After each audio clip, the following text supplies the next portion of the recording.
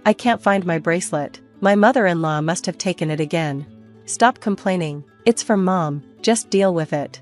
My mother-in-law has a habit of taking my things without asking, and my husband always sides with her. Why won't he stand up for me? I'm really struggling here. Then, something unexpected happened. My husband's luxury car was stolen. I knew who did it.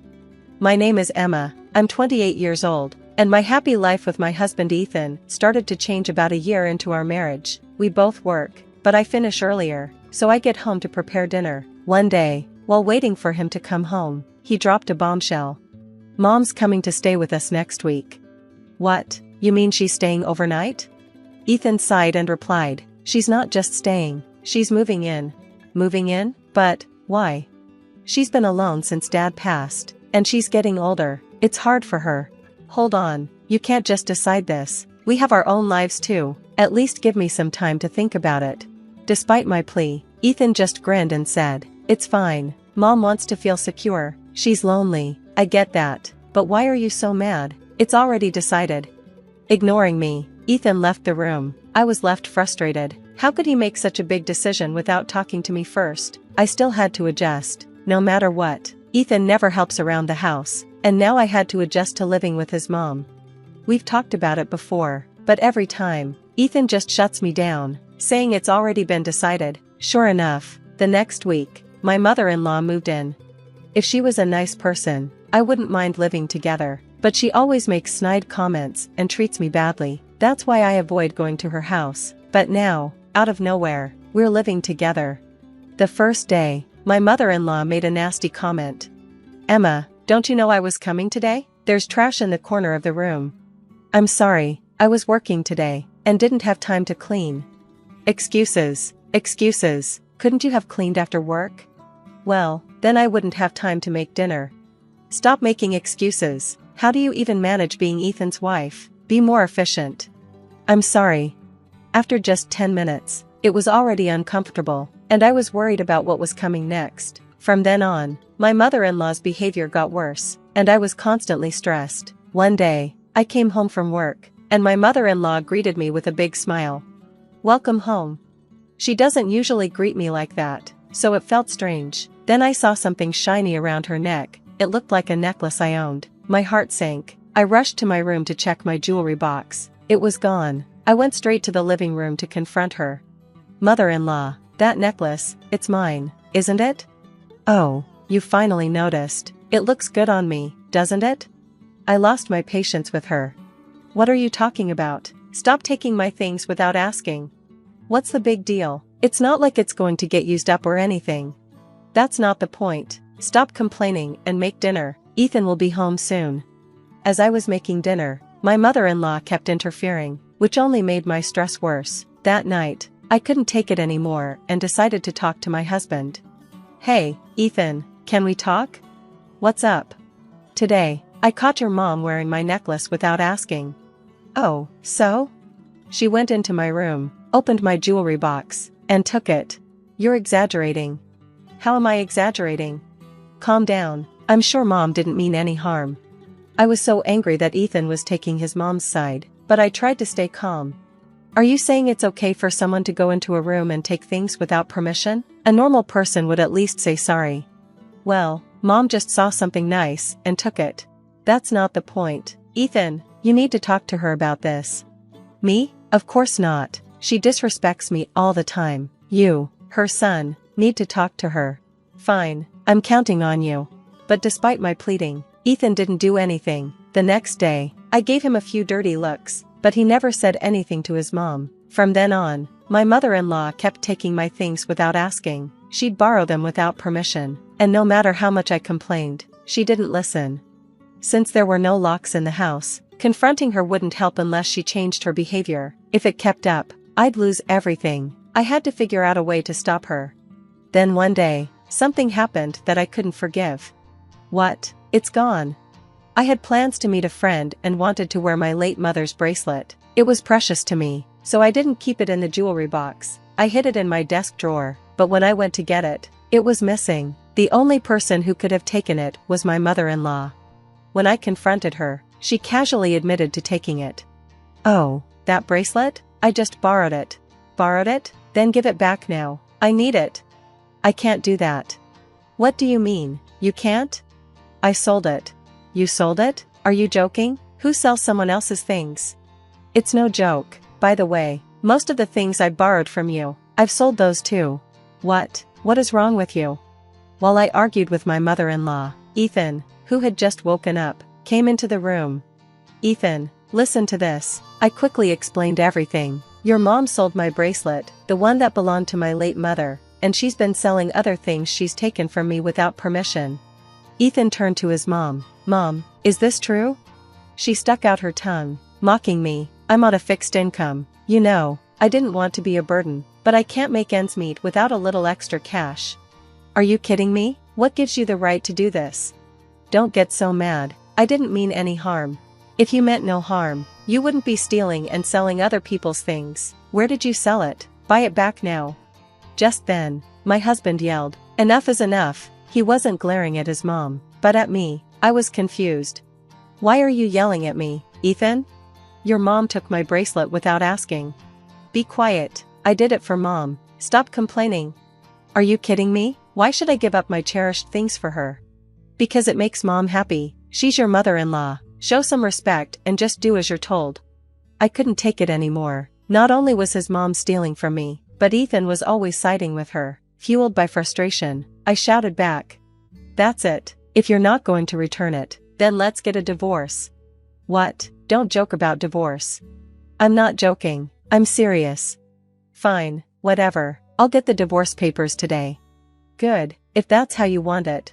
His mom had a smug look on her face. She'd never liked me, and I knew her real goal was to get me out of the house so she could have it all to herself.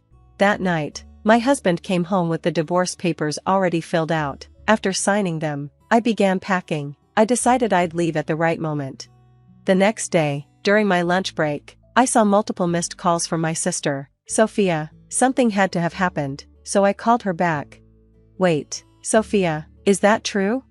Yes, it's definitely true. It's not something you usually see around here, but I'll send you a photo. Make sure to check it.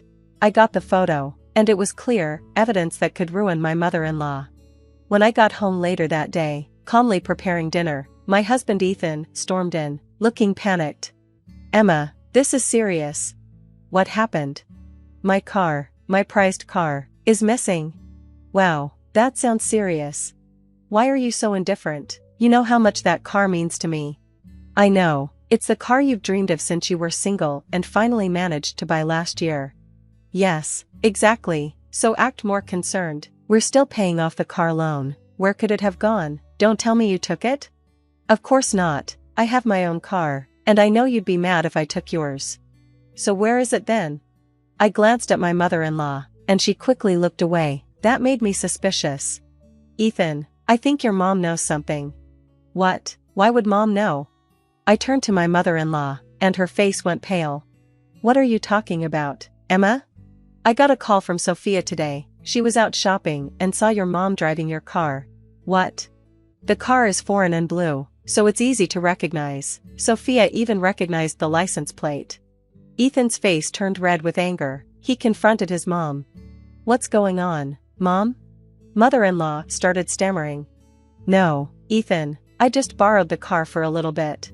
Borrowed it? Are you kidding me? I've told you so many times not to touch that car. I'm sorry, I just really wanted to drive it. What did you do with the car? Where is it?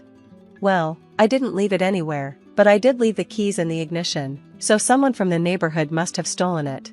Stolen? Are you kidding me? I swear I drove the car all the way home. I'm not lying. I showed my mother-in-law the photo to put her in her place. Is this why you're lying, mother-in-law? Because you wrecked the car like this? What are you talking about, Emma? How did you get that picture? The photo was sent to me by my sister, Sophia. It clearly showed mother-in-law driving the car, and it was badly damaged. Sophia took the photo just in case and sent it to me. You took Ethan's car, and you damaged it so badly that you couldn't even drive it back, right? No, that's not true. Then where's the car? If someone from the neighborhood had stolen it, someone would have noticed, right? My husband was shaking with anger and yelled at his mom. Are you kidding me? You damaged my car, and now you're just going to act like it's nothing? Give it back now. Calm down, Ethan. How can I calm down? You're paying for the repairs, got it? That's impossible. I've already sold the car. You sold it? That's not possible. The car is in my name. I found a dealer who said they would buy it. They said I could even sell it on your behalf, so I sold it for $4,000. $4,000? The luxury car that Ethan bought was worth hundreds of thousands. Even now, mother-in-law had been tricked by a shady dealer who didn't know the car's real value, and she got ripped off. When my husband found out, he was furious and yelled at his mom like never before. Are you kidding me? Do you know how much that car meant to me? I'm sorry, Ethan, I'll give you the $4,000, please forgive me. $4,000 isn't even close to enough. My husband forcefully kicked his mom out of the house and locked the door. He turned to me, looking defeated. I never thought mom could be so toxic. I'm sorry I didn't take your side before. It's about time you understood, I said. Don't worry, I'm over it now that she's gone, let's live happily together again. But then I said something he didn't expect. Excuse me, no we won't. What do you mean? I want a divorce. His face turned pale, and he clung to me. Wait, I already kicked mom out, why do you want a divorce now? Don't you get it? I'm fed up with you too, my decision to divorce stands. He looked shocked, but why? I did what you wanted, I kicked her out. You've sided with your mom too many times. It's unfair to me, you're so self-centered. I despise you just as much as I despise your mother. My feelings will never change. He kept pleading, Emma, don't leave me, please don't do this. I stood firm. This all happened because you decided to live with her. Reflect on that. I will never forgive you, I told my husband. What happened with the car? You got what you deserved. It serves you right. If you feel that way, fine, he said. I hope you suffer. You'll have to pay double the mortgage and the car loan. It's the punishment you deserve. Take it as far as you can, you son of a. With those final words, I grabbed my packed bags and walked out. I went straight to City Hall to file for a divorce. I deleted all his contact information and cut ties with him completely. Later, I demanded compensation from my mother-in-law for selling my things without permission. Reluctantly, she started working on paying back the money, likely to cover her debts for the rest of her life. As for my husband, he was left with the house and car loans, and his life changed drastically. He no longer took relaxing drives, spending his free time stuck at home, hopeless. Karma caught up with both of them. After everything, I moved into an apartment closer to my job. Now that I was single again, I had more financial freedom, and life felt so much more peaceful. On my day off, I thought about taking a drive to the beach. This is what freedom feels like. I plan to enjoy my new life to the fullest. Thank you so much for taking care of the kids. Margaret, my son's wife, said cheerfully. Don't mention it. We were looking forward to seeing our grandchildren too. I'm relieved to hear that. Taking care of the grandchildren is truly a pleasure, isn't it? Then, with a sly smile, Margaret makes an outrageous demand. Since it's such a joy to see your adorable grandchildren, I'll be charging $500 per child. You're joking, right? Margaret stops laughing and replies with a serious face. I'm not joking. I'm entrusting strangers with my precious children. It's only natural to ask for a rental fee. Strangers? A rental fee? I felt sad hearing the words that came from Margaret's mouth. Without showing any remorse, Margaret continues. For example, men who don't have girlfriends pay to go on dates with women, right? It's the same thing. My husband, Mark, and I exchanged looks of disbelief. If that's your attitude, we won't be taking care of the grandchildren. Neglecting your parenting duties? This is why the elderly are disliked in society these days. I'm sorry, but I have a plane to catch. Margaret, wait. My name is Elizabeth. With my beloved husband, Mark, I've lived a life of over 40 years, side by side. It's been a journey too complex to describe in just a few words, filled with endless struggles. But I believe these hardships only deepened our bond and made our time together invaluable. We married in our 20s and struggled to have children for a while. Both sets of parents were eager to see their grandchildren, which gradually put a lot of pressure on me. But Mark was always there to support me gently.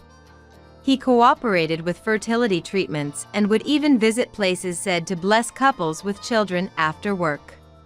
Thanks to his efforts, we were blessed with a son, David, on our 10th wedding anniversary. David was frail as a child, needing constant attention. But Mark did everything he could to support me, making parenting never feel like a burden. David grew up without major illness or injury and became the star of his high school basketball team, showing just how resilient he had become.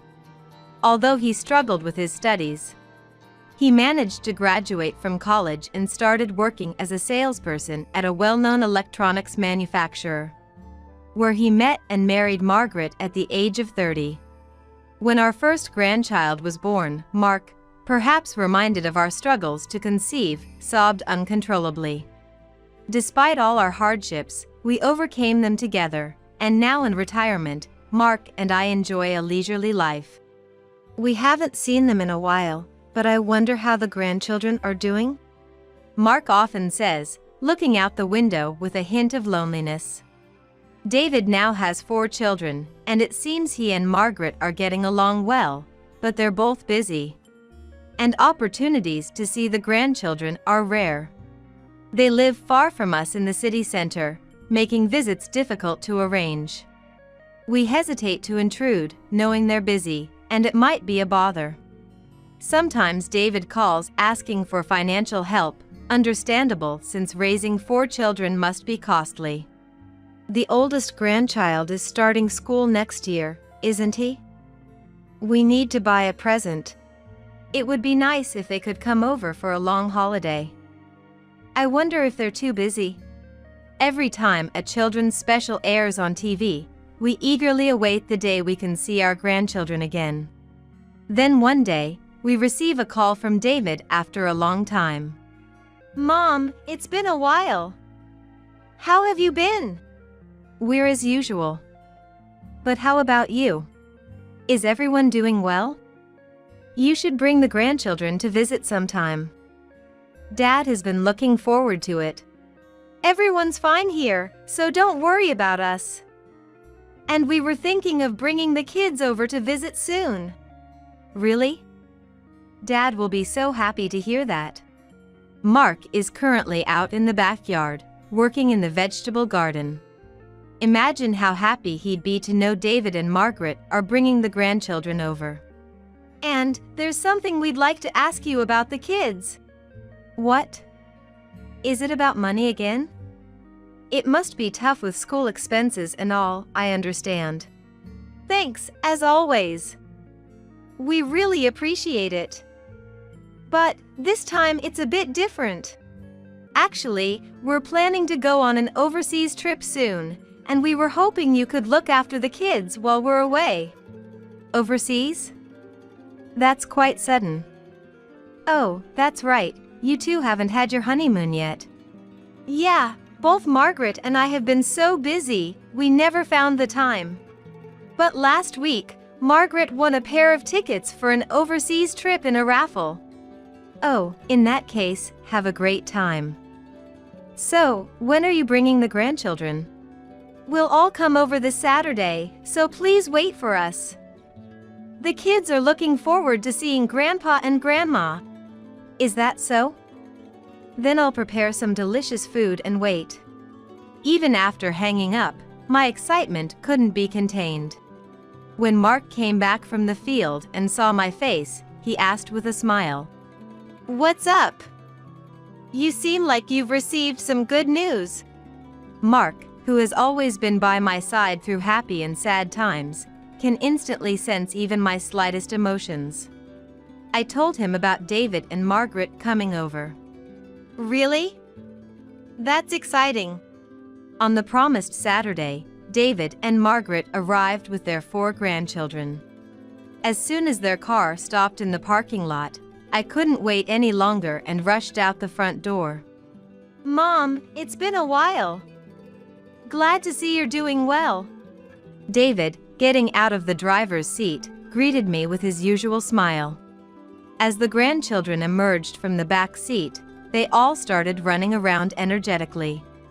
I smiled at the sight, thinking they must have been bored during the long drive, but then I noticed something off.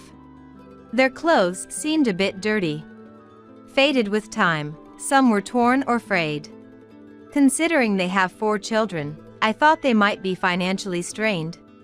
But Margaret, stepping out of the passenger side, was dressed beautifully. She was in modern, bright casual fashion with fancy accessories. The contrast between her and the grandchildren's attire was shocking. "Hello, Elizabeth." The strong scent of her perfume made me cover my nose involuntarily. Margaret, seemingly unaware of her overpowering smell, headed inside. "We'll leave the kids with you and head out right away."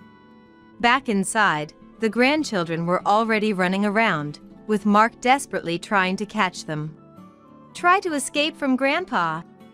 "Dear, I understand you're happy, but please don't overdo it." Mark was already out of breath and patting his back. "I want to ride on Grandpa's back." As one grandchild climbed onto Mark's back, the others gathered around. "Elizabeth, thank you so much for willingly taking care of the children," Margaret said with her lively tone. "It's nothing. We were really looking forward to seeing the grandchildren." As I responded cheerfully, Margaret suddenly switched to a familiar tone and whispered in my ear. "That's good to hear. It's truly a pleasure to look after the grandchildren, isn't it?" Then, with a cunning smile, Margaret presented an unbelievable demand. "Since you get to see your adorable grandchildren, I'll be charging $500 per child." I couldn't understand what she was saying at first. "What did you just say?" "I said, since you're taking care of the grandchildren, I'm charging $500 per child." I was completely dumbfounded. It would make sense if Margaret was paying us to take care of the children, but the reverse was just outrageous. "You're joking, right?" Then Margaret stopped laughing and replied seriously. "I'm not joking. I'm entrusting strangers with my precious children. Naturally, you should pay a rental fee." "Strangers? A rental fee?" I felt not just anger but also sadness at Margaret's words. Mark, having gotten the children off his back, came towards us. "Margaret, that's an incredibly unreasonable thing to say. Taking care of children isn't easy." But Margaret, without any hint of guilt, coolly retorted, "What was once common sense is now nonsense. For example, men without girlfriends pay for dates with women, right? It's the same idea." Mark and I exchanged looks of disbelief. "Either way, what's wrong is wrong. If that's how you're going to be, we won't take care of the kids." "Are you planning to neglect them? This is why the elderly are disliked these days." Saying this, Margaret grabbed David's arm, intending to leave. David, silent, just followed Margaret without a word. "Wait! We're not done talking." Mark tried to stop them, but without turning back, Margaret said, "We have to go now, our flight is soon." "Wait! Wait, Margaret!" In a panic, I realized something and called out to Margaret. "You left your luggage in the car, but what about the kids' clothes? Could you buy them?" "We didn't prepare any clothes for the kids." Margaret said this nonchalantly and got into the car. "Make sure you send $2,000 in total, $500 for each of the 4 kids, to David by Monday." Saying this, David and Margaret drove off. What was Margaret thinking, not even preparing clothes for the children to wear? We can't let them stay in the same clothes, so we decided to go shopping at a mall far from our home. But I worried whether the 4 grandchildren would stay calm at home while we were gone. I'm worried about leaving them at home alone. I wish someone could go buy the kids' clothes for us. First, Try to measure the grandchildren's sizes as best you can. I'll go buy them alone. That would be a great help. Just hang in there a little longer. Be quiet, okay? When Mark scolded them, another grandchild kicked at his leg. You bad kid! I'll show you. Seeing his sibling being scolded, they must have thought they were being attacked by a villain. I wondered how to make them understand we're not the enemy. We could only sigh. Are you sure you'll be okay alone? Call me immediately if anything happens. With that, Mark went off to town. The thought of me, an elderly person, looking after 4 energetic grandchildren alone wasn't without its anxieties. Just when I thought they were quietly playing games in the room, one would suddenly dash outside. When they returned covered in mud after ravaging the crops in the field, I was so frustrated I ended up laughing instead. There was only one set of pajamas David used to wear as a child, so I tried to rush them into the shower. But they resisted and tried to escape the bathroom. Do you take showers every day? Ever since the kids arrived, I had been concerned about a certain smell. Not just their ragged clothing, but a body odor filled the air with slight movement. Removing their clothes revealed them caked in dirt, as if they hadn't showered in days. Thinking of Margaret's stylish attire and strong perfume made me feel helpless. After much struggle, they finally showered, but then the other grandchildren were missing. Hearing the neighborhood dog barking loudly, I went outside fearing the worst and found the grandchildren throwing things at the dog. Stop that! It's not right! Don't you feel sorry for it? But it's really fun! Look, it's barking! I told you to stop! What you're doing is very wrong! Scolding them angrily made the children quiet down. Then they said something I hadn't anticipated.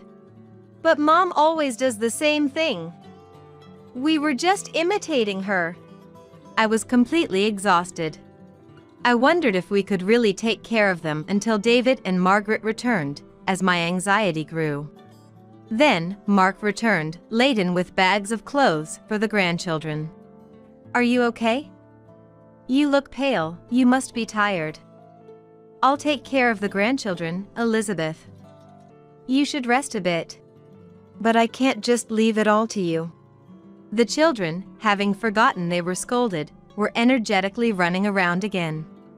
Watching them, Mark sighed and said, "Should I take action?"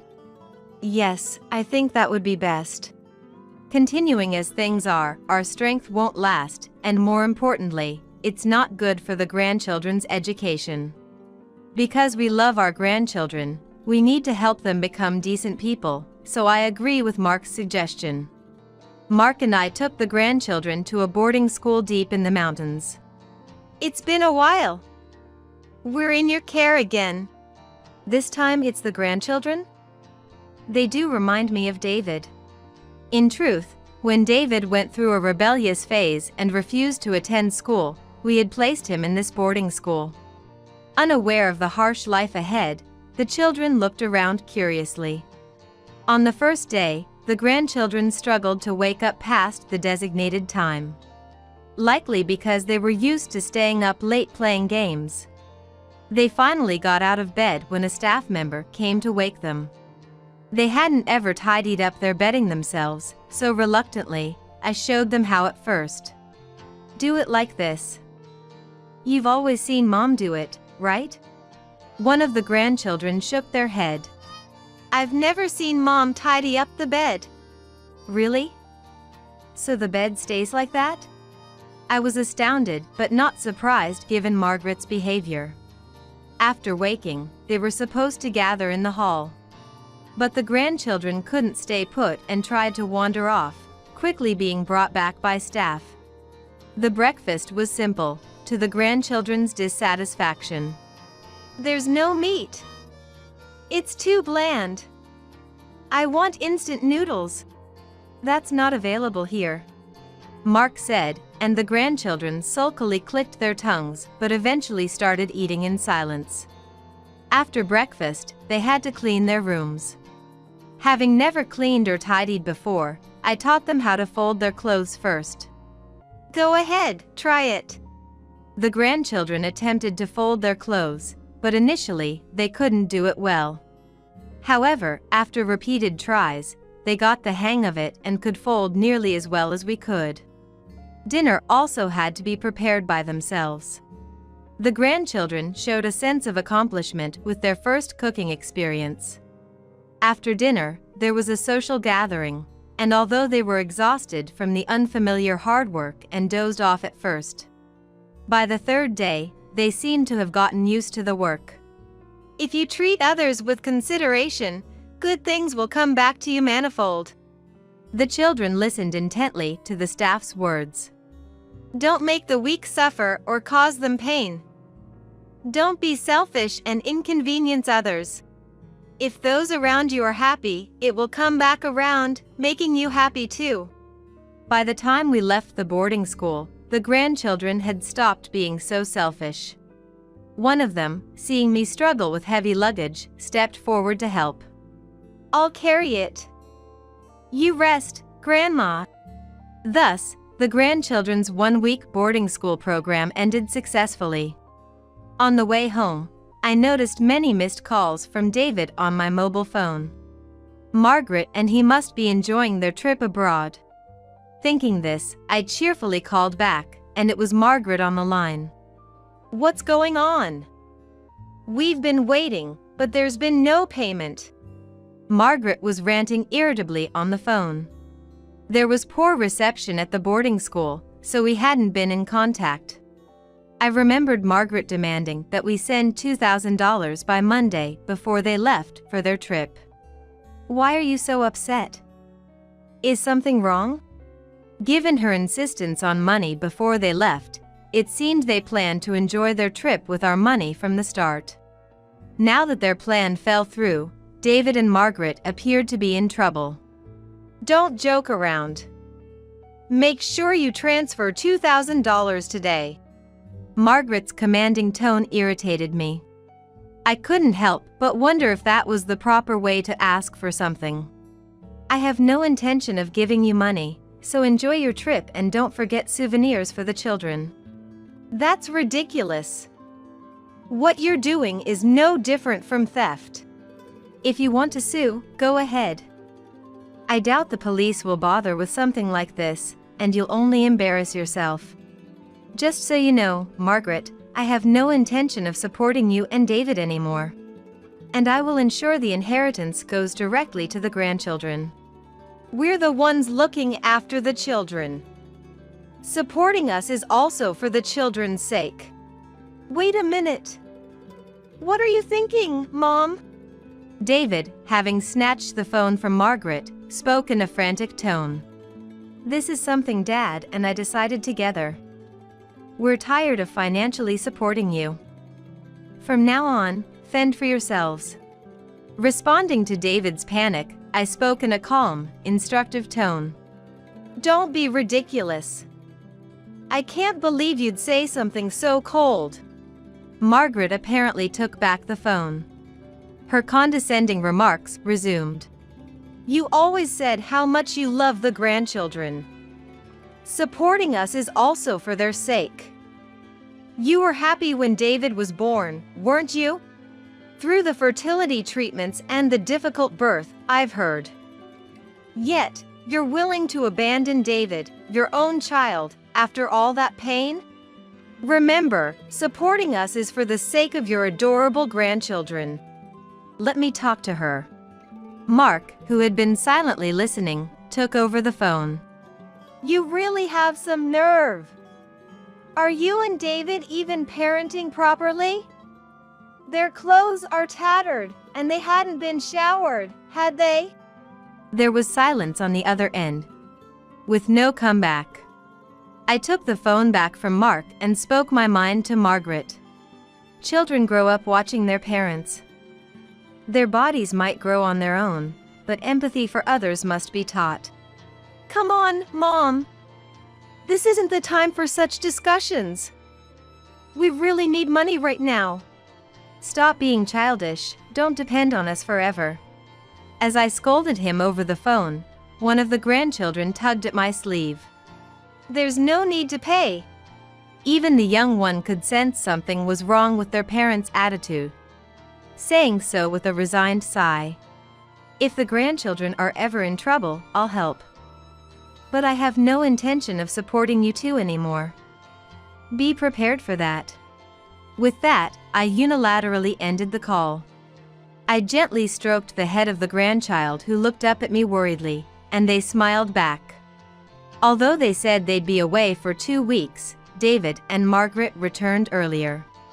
They had relied on parental support and didn't plan ahead, ending up with almost no money left. They didn't even bring back souvenirs. Both looked utterly exhausted when they came to pick up the children. We never should have left the children with you. Margaret started complaining as soon as she entered.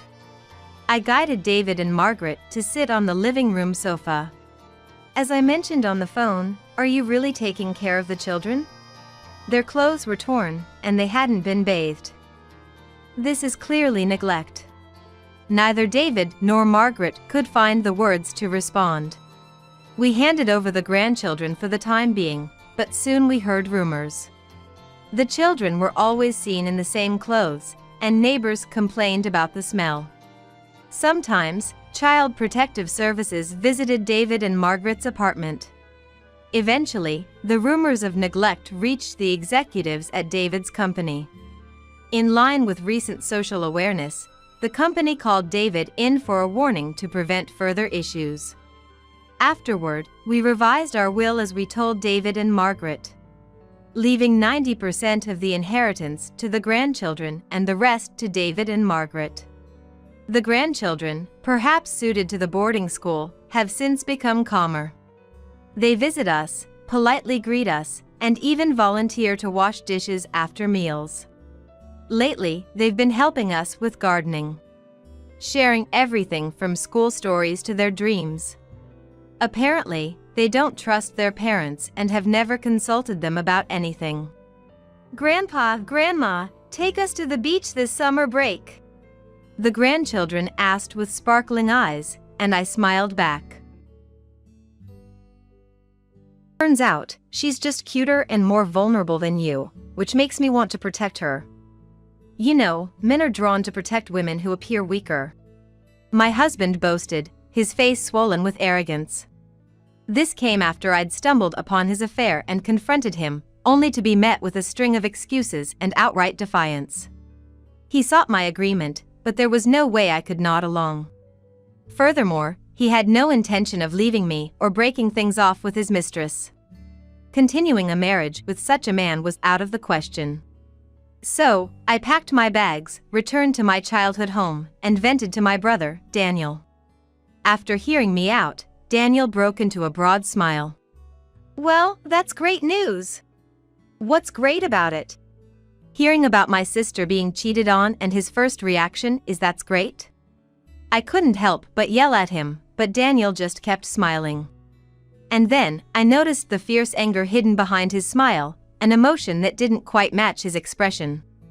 My name is Arya, and I'm 31 years old. Anthony, my husband, was a colleague at the same company. Since joining, we'd consult each other on work, collaborate, and eventually became friends who could talk about anything. We'd often go out for drinks, discussing not just work but also personal matters, deepening our bond. After a company party a few months later, Anthony confessed his feelings for me as we were leaving. Attracted to his bright, sociable nature and his kindness, I didn't hesitate to accept his proposal, and we began dating. Our relationship flourished as we continued to share meals and consult each other on work. Both of us loved exploring new places, leading to trips on weekends and vacations abroad. Spending more time with Anthony, I found myself increasingly drawn to him, eventually realizing I wanted to be with him forever. That moment in our 5th year at the company, when Anthony surprised me with a proposal, remains unforgettable. In a private room of a glamorous restaurant, opening the ring box, I was so moved that tears wouldn't stop. I had no reason to refuse, so I immediately accepted the proposal. We both loved breathtaking views, especially the sea, where we had many memories, so we decided to have our wedding in a place overlooking the ocean. Blessed with good weather, it was the best day. I enjoyed my work and wanted to continue discussing it with Anthony even after getting married, but working in the same environment as a couple was difficult, so I ended up transferring to another branch, although my job didn't change much. 3 years into our marriage, we were still happily living together. We would dine out several times a month and travel a few times a year. Our relationship with Anthony's parents was good, and we were living a happy married life. To anyone looking in, we must have seemed like the perfect couple. Indeed, I felt that way too. But that feeling lasted only until this day. Since the next day was a holiday, we had planned to dine out late after work, as we usually did. However, when work was winding down, I received a message from Anthony. Sorry, Arya. I got invited to dinner by a client tonight, and I can't say no since they've been really good to us recently. I won't be able to make it to our dinner. I felt lonely but said, I see. Can't be helped. I was looking forward to trying that restaurant, so let's go another time. Sure, I'll make it up to you. I'll probably be late tonight, so don't wait up.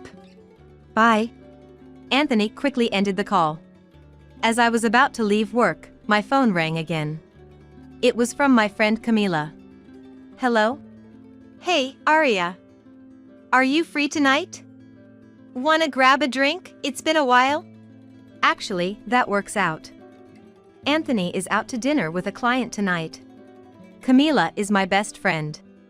We're colleagues at the same company, though now we work in different departments. She gave a speech at my wedding and sometimes comes over to our place. Since she and Anthony were also hired at the same time, we've hung out as a trio several times, being drinking buddies with Anthony. It's always more fun when the three of us get together. Sometimes, like today, she'd call out of the blue, and we'd meet up for a casual drink when available. We decided to meet at the station near my house, so I left the office and headed to the station. The train arrived just in time, and I got to the station quite early, but Camila was already there waiting. Sorry to keep you. Long time no see. I just got here too. After exchanging a few words, we headed to a restaurant. There's a fairly large entertainment district on the way from the station to our house. And we entered a restaurant just off the main street of this area. We started with a toast with beer and then moved on to catching up, as usual. How's it going recently? Anthony doing well? Yeah, he's fine. Just the usual, you know? Work has settled down for now, so it's not as busy or tiring. How about you, Camila? Were you working around here today? Exactly.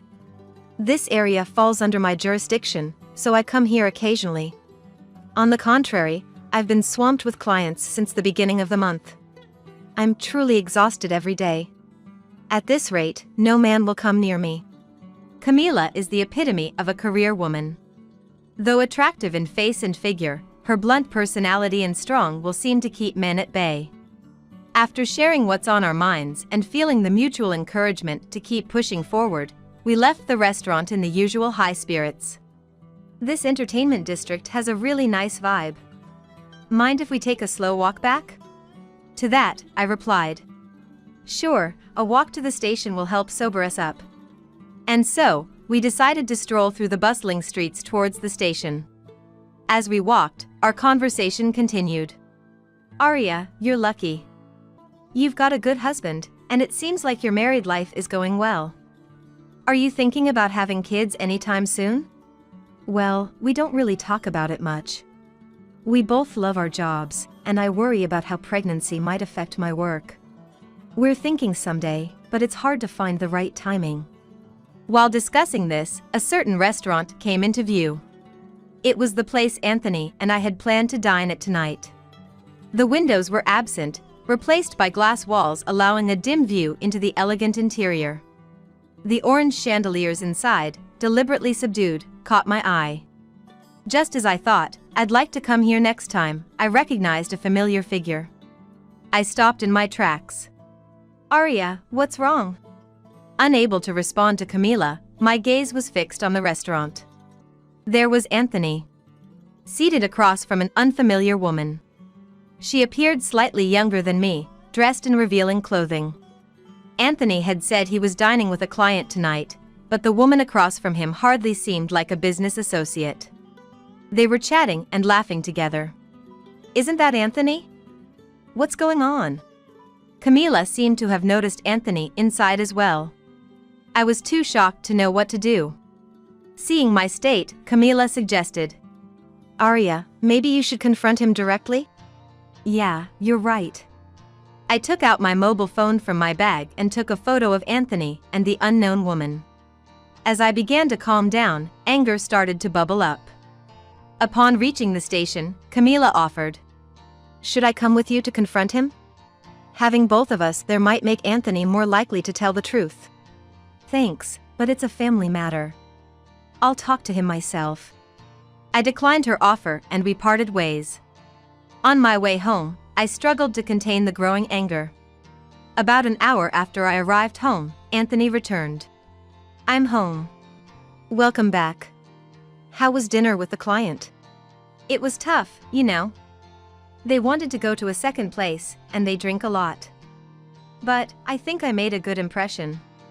Right after he finished speaking, I pointed my mobile phone at him, showing him the photo.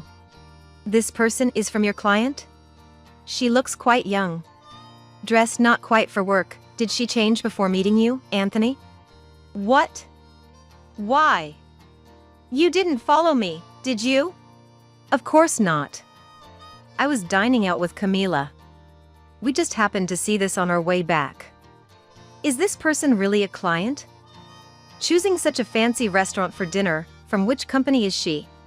"Well, what? Can't answer? She's not someone you need to hide from me, right?" "Sorry." Sorry? You mean this is an affair? She's your mistress? Hey! Answer me. "Yes." I broke down crying. Why? Why would you do this? I thought we were doing fine. "It's your fault, Arya. You're always busy with work, and though you take care of home, I wanted you to pay more attention to me. You're straightforward and strong, but she's cute and makes me want to protect her. Eventually, I found it more enjoyable to be with her than with you." Hearing those words was a shock. No longer feeling any affection from him. Clearly preferring his affair partner. I would have preferred he just said it was a friends with benefits. I couldn't stay any longer, packed what I needed, and left the house. Dragging my carry-on, I caught the last train home. The journey back home felt longer than usual. I don't remember what I was thinking. Maybe I was too hurt to think about anything. Next thing I knew, I was in front of my parents' house. I had a key but hadn't called ahead, so I rang the doorbell. Daniel, my brother, opened the entrance door. "Daniel? Hey! Long time no see. What brings you here at this hour?" Daniel is a workaholic. After graduating, he worked for a major company for 3 years before starting his own business. His sales have been growing steadily, and now he's the president of a company with dozens of employees. He hardly ever comes home, and he couldn't even attend my wedding due to an important business meeting. I knew Daniel got married a year ago from our parents, but since there was no wedding ceremony, I had only briefly greeted his wife, with whom I hadn't formed a close connection. It had been years since I last saw Daniel. "Daniel, what about you? How are mom and dad?" "Haha. What about me? It's my parents' house too. I finally got a long vacation, so I thought I'd come back and do some filial piety. By the way, they're currently on a trip to Hawaii, using the travel vouchers I gave them. Never thought I'd be house-sitting." His cheerful demeanor hadn't changed. A bit too carefree, but he's the type to make bold moves. I could imagine his employees finding it a pleasant place to work. "So, what brings you here at this time, Arya?" I was taken aback by Daniel's presence, momentarily forgetting why I had come home. "Sorry. I just had some trouble at home. I was hoping to stay here for a while. Of course. It's not my house, but it's fine. Your room is available, so come on in. Once you're settled, I'll make some coffee and you can tell me all about it. I felt comforted by Daniel's warmth.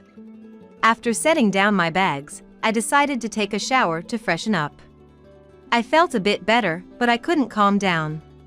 Anger was bubbling up inside me. When I entered the living room, Daniel was watching TV. Refreshed? I'll make some coffee then. As Daniel turned off the TV and I sat down, I began to tell him about the day's events over coffee. How we had been getting along as a married couple. How we had planned to go out to dinner as usual. How he canceled because he said he was going out to dinner with a client. How I ended up drinking with Camila. And, showing the photo on my mobile phone to Daniel, I told him.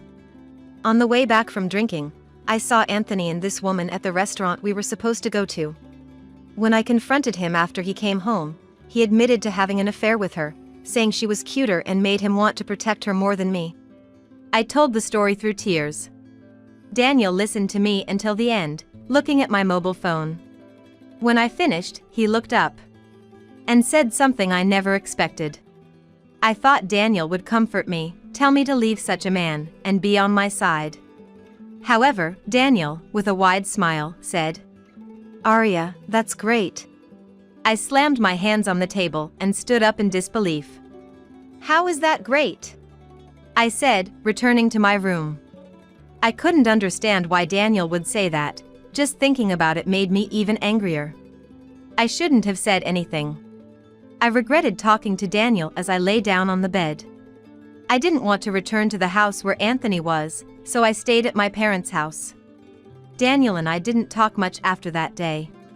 It was tough that I commute to work from my parents' house during the weekdays. It took twice as long as usual. I spent my time thinking about how hard it would be to file for divorce and demand compensation. A week later, on the weekend, I decided to relax in my room and play some mobile games, enjoying a leisurely time for the first time in a while. Just as I was thinking about getting some lunch, the doorbell rang. Who could that be? It was unusual to have visitors, so I went to the entrance. Then, there was Anthony.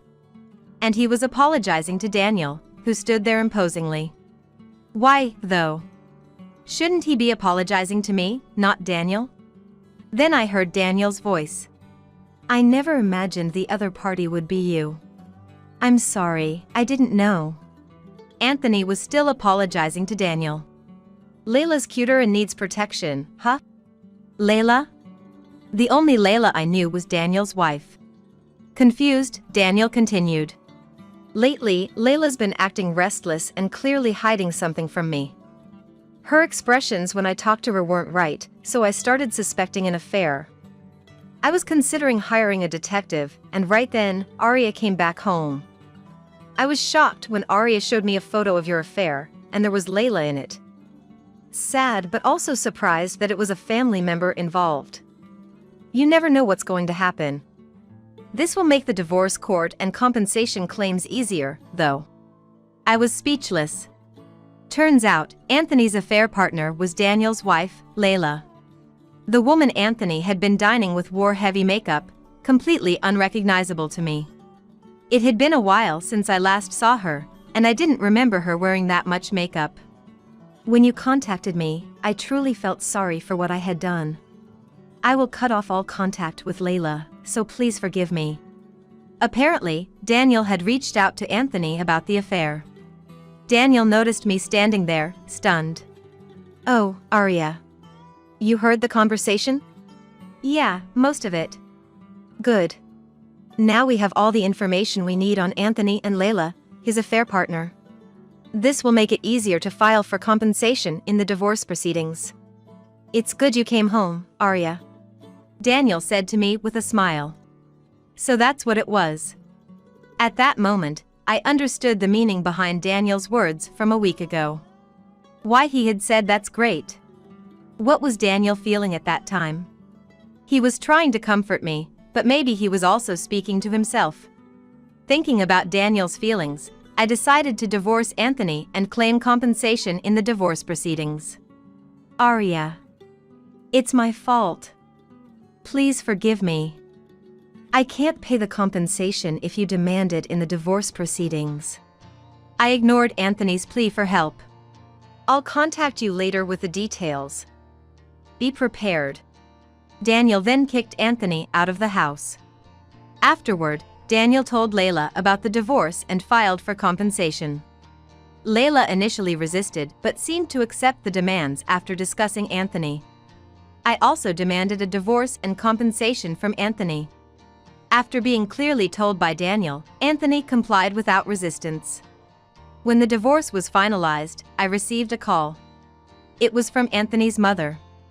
Expecting a scolding, I hesitantly answered, but heard an apology instead. She was sincerely sorry for his actions. It seemed Anthony blamed Layla for the divorce, and Layla blamed Anthony, leading to their breakup. His parents apologized repeatedly for their son's inadequacies and said they had disowned him. Hearing this from them, I felt a sense of relief. Anthony was now disowned by his parents, with no one to turn to, left alone. I decided to start anew. Every month, the compensation from Anthony was deposited, but one day, he showed up at my parents' house, asking to reduce the compensation. Please, can you reduce the compensation? No way. Do you understand how I felt being cheated on? There's no reducing the compensation unless my feelings are healed. Leave. I turned him away. Yet, he kept coming back, week after week, asking for a reduction. The compensation won't change no matter how many times you come. If you keep this up, I'll call the police. I responded calmly. But Anthony apparently didn't believe I would actually call the police. His demands eventually shifted from reducing the compensation to stopping payments entirely, even suggesting a condescending offer of reconciliation. When I started calling the police right in front of him, Anthony changed his demeanor and fled from the house. The police advised me not to open the door anymore and to install a monitor-equipped doorbell to use if I recognized him. Fearing the police, Anthony resorted to sending lengthy text messages and making phone calls. After changing my email and phone number, things finally quieted down. However, Anthony tried to visit the branch where I worked without any business, and even enlisted colleagues to try to contact me, becoming a nuisance at both the main and branch offices. Once, I received a message from Camila. Working close to Anthony's department at the headquarters, Camila had been keeping a close eye on Anthony's current situation. Anthony, having begged a colleague to reach out to me, had his divorce exposed, and his harassment became known due to being spotted near my house during his commute. Realizing no one was on his side, feeling uncomfortable under their gazes and attitudes, he voluntarily resigned from the company. Despite his job search efforts, he struggled to find employment. And, unfortunately, joined a company involved in illegal activities. Desperate, he pleaded with the HR department to rehire him. Having abandoned all his responsibilities for his own convenience, there was no place for Anthony upon his attempted return. He was swiftly turned down, and Anthony, lacking the courage to resign a second time, endured a harsh life of commuting with the first train and working unpaid overtime until the last train. On the other hand, Layla had reached out several times, wondering if there was any chance to reconcile. However, Daniel recognized there was no love left. Like Anthony, Layla had quit her job upon the scandal becoming known, hoping to escape the situation. Sometime after the divorce, fearing poverty, Layla pleaded with Daniel, unable to pay the divorce settlement, and asked for a chance to start over. Daniel, seeing her focus solely on money, realized her true intentions. Refusing to reconcile or reduce the settlement, Layla claimed she couldn't pay because she had no money, failing to contribute a cent. Daniel, undeterred, contacted her parents. They were unaware of the divorce. They hurriedly apologized and paid on her behalf. Layla thought this settled everything, but her parents, having only covered the costs temporarily, demanded repayment and were furious. Now, Layla works under strict conditions at her parents' farm, which they manage. Since then, Daniel and I have been in touch more frequently, sharing updates, how we've been, and the freshness of reconnecting after a long time brings a sense of family appreciation. Daniel continues to lead a busy life with work but seems to enjoy his days. It took me a while to recover. The shock of the affair and the loss of my married life brought stress. But support from family, bosses, seniors, and friends helped me view the experience positively. Now, without considering marriage, I'm enjoying my single life. Please, help me! The voice of Mia on the phone was so frantic that I had never heard. She was supposed to be on a plane to Hawaii with Ethan by now. Was there some kind of trouble? I braced myself. Our house! Our house! What? Our house? Mia wasn't on the plane. Learning the truth, I resolved to send Ethan, who had been missing, to hell. I'm Lily, a 32-year-old corporate employee at a major trading company. My husband Ethan is a year younger than me, and we got married 3 years ago. He works for a big corporation too, and is quite handsome by any standard. I didn't choose him for his looks or salary, but he's been nothing short of perfect as a spouse. I've been happy we married early. Our marriage was smooth sailing, but then, out of nowhere, Ethan quit his job recently. According to him, he couldn't give up his dream of becoming a writer and needed to submit lots of manuscripts for competitions to debut. I told him, "You can write after work on weekdays or on weekends." But my words fell on deaf ears. Instead of focusing on his health after quitting, he's been mostly sleeping at home, almost like he's unemployed. Hey, if you're going to be at home, at least do some housework. If I do the housework, I'll have no time to write my manuscript. You're just sleeping all day anyway. I was fed up with this repetitive argument. Not working, not doing house chores, just sleeping. My patience with Ethan was wearing thin, and I started considering divorce.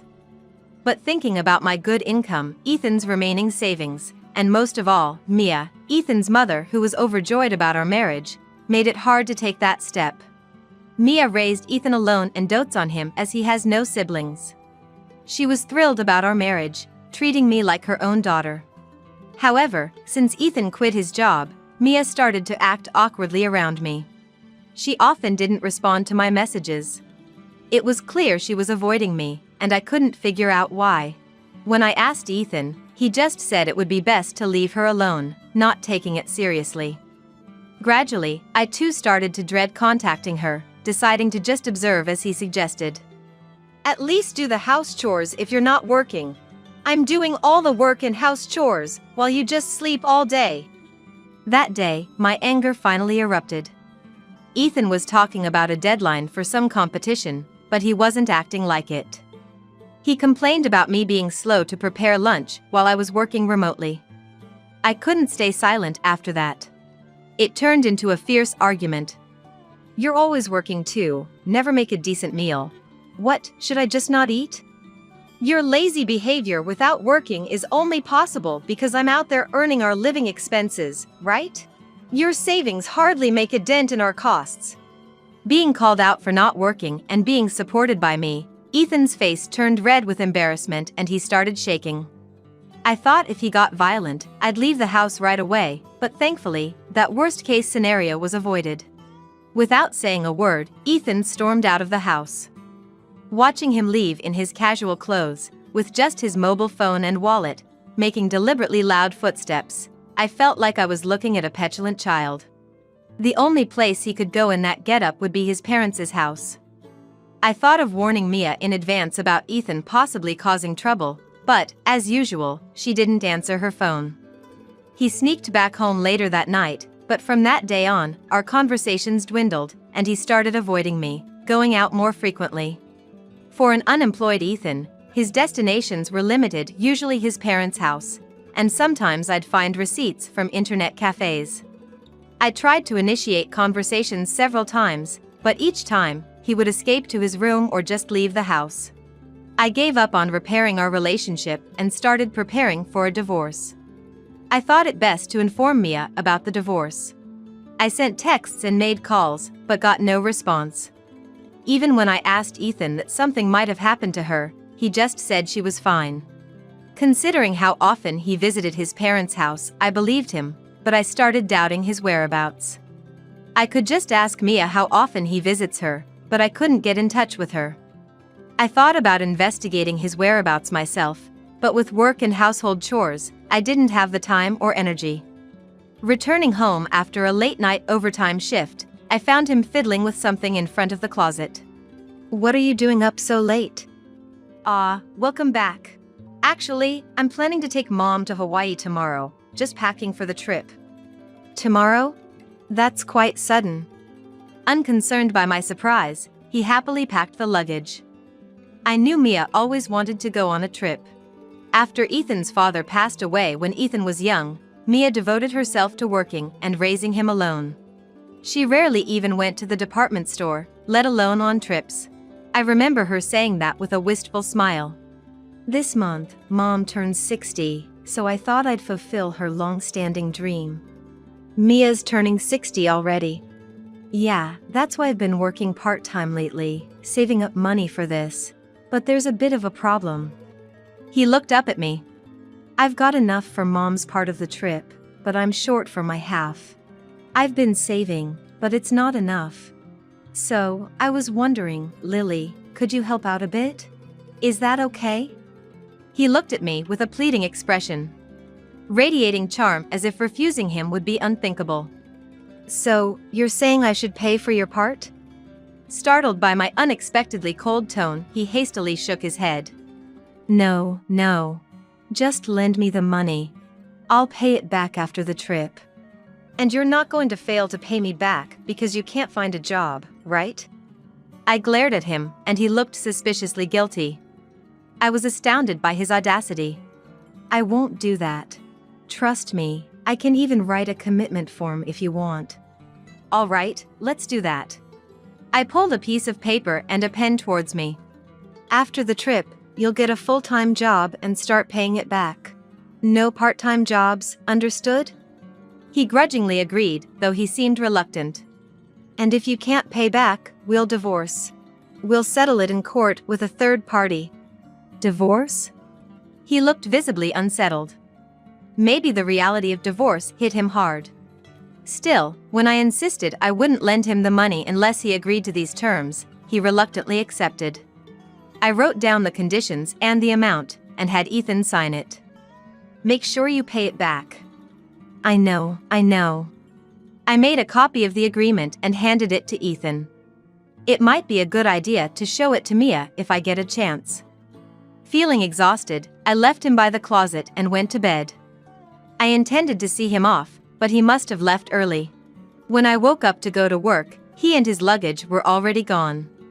Thanks to yesterday's overtime, my workload today was light.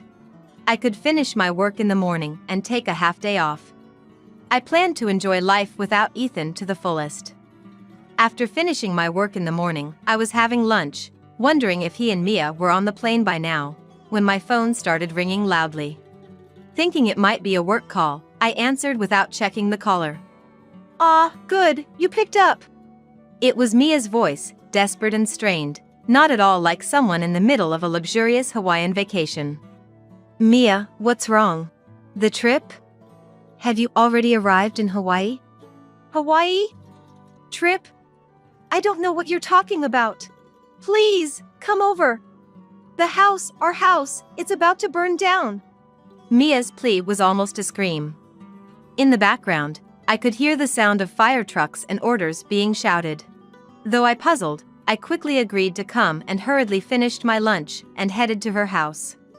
When I arrived, the smell of smoke filled the street, and flames leaped high into the sky. "Mia!"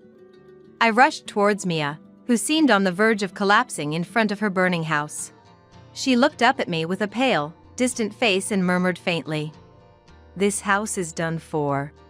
Led by Mia's gaze, I looked up at her house, burning and crumbling before us. It spread from the house next door. The wind was strong, and the fire spread quickly, they said. We didn't even have anything flammable. Numerous fire trucks were on the scene, fighting fiercely against the flames, but her house was engulfed, showing no signs of being saved soon. The wind was strong, occasionally sending sparks flying our way. It's dangerous here, why don't we go to my place for now? You won't be able to enter the house even after the fire dies down. Mia looked at me, hesitating, her face showing a reluctance to be involved with me. I somehow understand you've been avoiding me. But we can't just stand here forever. After my words, she finally agreed to move. We hurried towards my home. By the way, what was that about a Hawaii trip? I thought you were off to Hawaii with Ethan today. Ethan said that? Yes. He said it was to celebrate your 60th birthday. I haven't heard a word about it. We were both confused by our completely mismatched stories. It was a misunderstanding arranged by Ethan. Ethan told me that you were pushing all the housework onto him and going out with other men. He even said you were trying to borrow money from me, and I should avoid contacting you. That's all lies. When the fire spread to the house, I couldn't reach Ethan by phone. I thought you might know where he is. I never imagined he'd be on a Hawaii trip. I couldn't fathom why Ethan would lie to keep me and Mia apart. But for Ethan, keeping us disconnected probably served his purposes. Mia, it's all a misunderstanding. Ethan quit his job to become a writer, but he never writes. He doesn't do housework and just sleeps all day. Oh, so we've been deceived by him. Perhaps she has been harbored doubts about Ethan. She readily accepted my words. If Ethan hadn't gone to Hawaii with Mia, had he taken the money for two and gone alone? Or maybe with someone else? Anyway, nothing could be done until he returned from his trip. I'll confront him thoroughly when he gets back. That night, Mia and I spent a long time talking, catching up on everything we'd missed. The firefighters had informed us that it was inevitable that the house burned down, so she agreed to stay at my place until she found a new home. The more we talked, the more Ethan's web of lies unraveled. It was unbelievable how he had badmouthed me, even though I was handling both work and all the housework. Mia kept apologizing to me. But it wasn't her fault, it was Ethan's. We waited for Ethan to return. What's this all about? For days later, Ethan, oblivious to everything, cheerfully returned home, only to be dragged by Mia and me to the remains of Mia's house. Ethan was speechless in front of the burnt-out house. Ethan, you lied to Mia and me, and leisurely went on a Hawaii trip while everything burned down. Lies? What are you talking about? He was visibly shaken and unsettled. Before I could say anything, Mia stepped forward. Ethan, aren't you ashamed? Lying to Lily to get money. Who did you go on the trip with? Her anger was fierce, and I involuntarily stepped back. At first, Ethan tried to retort, but the glares from both Mia and me left him speechless. Wouldn't it be better to just admit it? If we go to court like the commitment form says, you'll lose immediately. I haven't said I won't pay it back yet. You never intended to, right? I know about your real job, Ethan. He glared at me, trying to hide his panic. What are you talking about? Rent a boyfriend. Did you enjoy your trip with your client? If your company finds out, you'll be fired for violating the rules. At my accusation, he gasped. Mia had told me about his secret job the night she stayed at my place. She didn't know what he did, but she mentioned he often came to her house with envelopes bearing a store's logo. Relying on her memories, I found a Rent-A-Boyfriend website. Though his mouth was covered with a heart stamp in the pictures, it was clearly Ethan, and he seemed to be quite popular in sales. I admit I've been working, but the trip was different. As he tried to resist, I showed him the screen of my mobile phone. He looked at the image and stood there, stunned. That dumb woman. It was a disaster that you went on a trip with her. On the screen was a photo of Ethan lying on a Hawaiian beach, smiling next to an unfamiliar woman. The date was from 2 days ago. The woman, mistaking Ethan as her real boyfriend, had probably uploaded the photo to social media. Apparently having no idea about the photo, he hung his head in defeat. With evidence laid bare, there was no escape for him. Ethan, trembling, fell to his knees. Please forgive me. I looked at Ethan's apology with a cold gaze. Mia, too, looked at his disgrace with a chilly stare. Sorry, but I have no intention of forgiving you. I brushed off Ethan as he begged for forgiveness, insisting that he was sorry. I turned to Mia, who continued to glare at Ethan with anger in her eyes. Ethan had been working secretly as a rent-a-boyfriend, and most of his earnings were lost to gambling. I confronted Ethan about his secret purchases of lottery tickets after he promised to work harder, and I decided to file for divorce. We agreed that he would pay back the borrowed travel money with interest. Mia, realizing his earnings as a rent-a-boyfriend, demanded he contribute to the rebuilding of her house. Though the fire had started from the neighboring house, its rapid spread was partly due to Ethan's actions. Apparently, he kept all the things he couldn't bring to our house in his room at Mia's house. This included stylish clothes for his rent-a-boyfriend job, scented candles, and trinkets that women like. His room was so filled that Mia had warned him several times, but he angrily refused to let her in, almost becoming violent. She tried to avoid his room as much as possible. Before leaving for his trip, he had rummaged through his room to get ready, leaving the dusty window open. He forgot to close it, and after the fire started, sparks flew into the room on the wind, quickly engulfing it. If he had closed the window or kept his room tidy, the fire might not have spread so badly. Although the neighboring house was primarily to blame for the fire, Mia, fueled by her anger at being deceived, demanded that he should compensate her at least partially. Ethan, intimidated by Mia and my collection efforts, apparently had been making quite a lot as a rent-a-boyfriend. He bragged about being able to pay off the debt easily, but he was fired from his job and faced a lawsuit for damages. At his rent-a-boyfriend agency, it was forbidden to go on overnight trips with clients.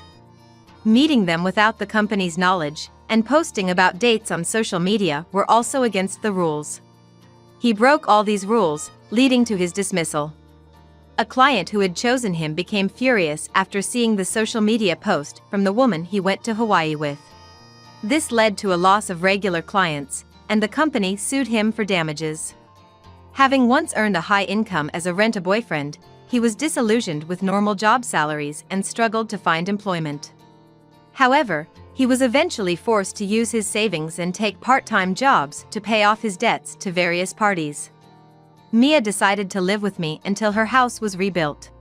She took over the household chores, freeing me up from my busy work schedule. On weekends, we enjoyed movies together.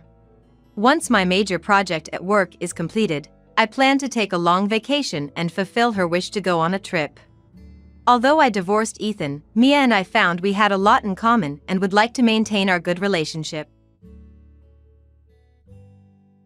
You know, I remarried a beautiful and young woman unlike you. My ex-husband Duke said to me with a vulgar smile. It's only been a week since our divorce, and he's already remarried. He probably was cheating on me even while we were married. For a while after we got married, Duke and I were a happy couple. We both loved kids and were conscious about having them right from the start of our marriage. I can't wait to have kids. I want a daughter and a son, Duke would say excitedly, imagining our future. But we struggled to conceive. Gradually, our relationship soured, and we ended up hating each other and divorced. A week later, I ran into him at a shopping mall, where I went to distract myself. My name is Lynn. A woman in her 30s and a corporate employee. I met Duke, who's 4 years older than me, through friends. And got married 3 years ago. Duke and I both loved kids and wanted to start a family early. I really hope we have kids soon. I'd like a daughter and a son, Duke used to say. Yeah, I don't mind the gender as long as they're healthy. But I do want more than 2, I would respond. We happily talked about what our kids might look like, what their personalities would be like, eagerly awaiting their arrival. However, even after 1 year, then 2, we couldn't conceive. During the first year, Duke said, "It didn't work out again. But no rush, we'll be fine." But after the second year, he started to become bitter. What, it didn't work out again? Someone I know had a baby just 2 months after getting married. Why can't we have one? He complained. I don't know what to say. Our relationship deteriorated from that point. Duke's behavior became harsher, and I couldn't handle it alone anymore.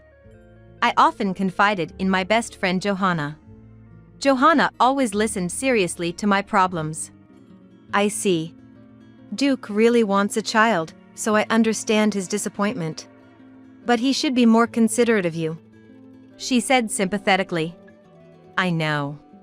He's changed so much. He used to be so kind, I said, reminiscing about the old Duke and sighing deeply. Johanna and I shared our deepest troubles with each other, things we couldn't tell anyone else.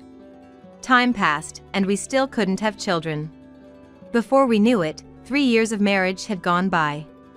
Realizing that natural conception might be impossible, I decided to suggest fertility treatments to Duke. After dinner and while drinking coffee, I approached Duke. Hey, Duke. We haven't had a child in 3 years, right? I'm 34 now, so maybe it's time to consider fertility treatments? Duke's face showed blatant annoyance at my words. Fertility treatments? Isn't it because you're getting old and decrepit that we can't have kids? If you're gonna do it alone. That's not something you can just say. I was taken aback by his harsh response and was at a loss for words. I'm not doing it. There's no way the problem is with me. Duke spat out those words and immediately left for the bedroom.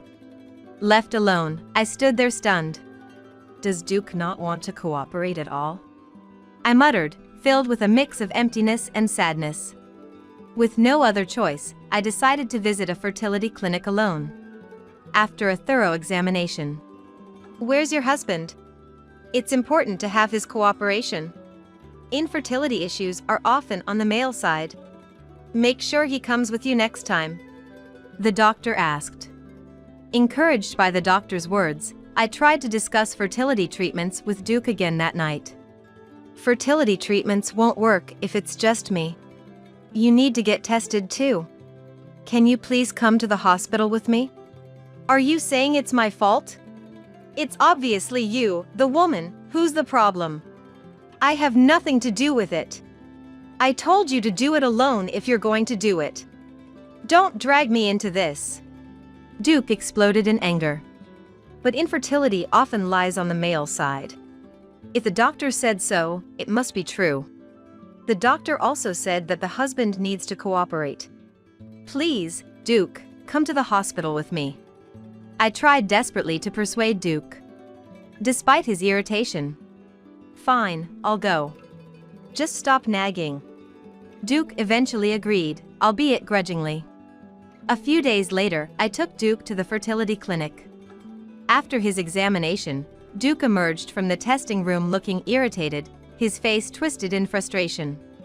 We were waiting in the reception area to hear both my previous results and Duke's recent test. Due to the clinic's busy schedule, we were not called for a while. Being impatient, Duke abruptly stood up and said, I'm leaving. He ignored my attempts to stop him and left alone. I had no choice but to hear the results alone. Finally called in, the doctor's revelation left me in shock. I need to tell Duke. I rushed home, opened the door, and said, I'm back. I washed my hands and headed to the living room, where an infuriated Duke awaited. What's wrong? Hey! What are you playing at? I thought infertility testing would be simpler, but why did I have to go through that? It was humiliating. It seemed Duke was upset about the nature of the male fertility test. Well, we need to do proper tests to find out why we can't have kids. About the test results. Duke cut me off mid-sentence, shouting angrily. This is all because you're old and can't have kids. I can't take this anymore. I'm divorcing you. What are you talking about all of a sudden? I was shocked by Duke's sudden declaration of divorce and raised my voice in surprise. I can't live with an infertile old woman anymore. Fed up with Duke's abusive language and constant belittling about my infertility, I felt my feelings for him cooled in that moment. Fine. Let's divorce. Ha, I'm glad you agree so easily. Get out, you infertile old woman. I silently packed my things and left the house. I decided to stay at my parents' house for a while. They welcomed me warmly, which I was very grateful for. I filled out my part of the divorce papers as soon as I got there and sent them to Duke. We had been married for 3 years. Duke was a kind and good husband in the beginning. There were many happy memories. But the Duke I loved was no longer there. Remembering the ugly face of Duke, who insulted and pushed for divorce, filled me with sadness and intense anger. I didn't have any love left for Duke. A week later, I went to a large shopping mall for a change of scenery. That's when I saw a familiar profile. Ugh. And I involuntarily muttered. I tried to leave unnoticed, but Duke saw me. Isn't that Lynn? Duke noticed me and called out. I ignored him and started walking away. Wait. He grabbed my arm. Let go. Duke looked at me with a vile smile. Following me? Can't forget about me, huh? What? His off-base comment left me dumbfounded. I've remarried a beautiful, young woman. I have no need for an infertile old woman, so disappear. Duke laughed rudely, looking down on me. The fact that he stopped me just to tell me to disappear infuriated me. It had only been a week since our divorce, but he was already remarried. I realized then that Duke must have been cheating on me. The deterioration of our marriage wasn't just because we couldn't have kids, it was also because of Duke's affair. He must have been confident about divorcing because he had the option of remarrying his mistress. What a terrible man. As I frowned, a coquettish voice caught my attention. Duke, who are you talking to? The voice belonged to a woman with blonde hair, heavy makeup, and revealing clothes. She was also adorned with designer bags and accessories and held shopping bags from brand stores. Finished shopping? This is my ex-wife. The infamous ex-wife. The woman looked down on me with a scornful gaze. I recognized her from somewhere. Who was she? I was on the verge of remembering. When Duke triumphantly introduced her. Lynn, let me introduce you. This is my wife, Pamela. Beautiful and young, right? Hi, I'm Pamela, Duke's new wife. 25 years old. At that moment, I couldn't help but burst into laughter. So, it was that Pamela. Finally remembering, I couldn't stop the laughter that welled up inside me. Seeing me laughing uproariously, Pamela and Duke looked at me with puzzled expressions. Still laughing, I told Duke. I feel sorry for you. I'm busy, so I'm going now, lol. Duke hurriedly tried to stop me as I was about to leave. Hey! What do you mean you feel sorry for me?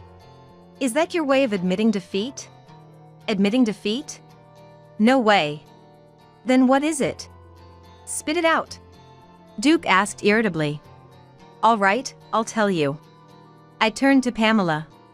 I know who you are. I said. What? I don't know a dull, uninteresting, old woman like you.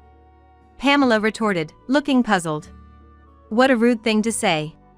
I asked Pamela coldly. Do you know a woman named Johanna? Johanna? Ah.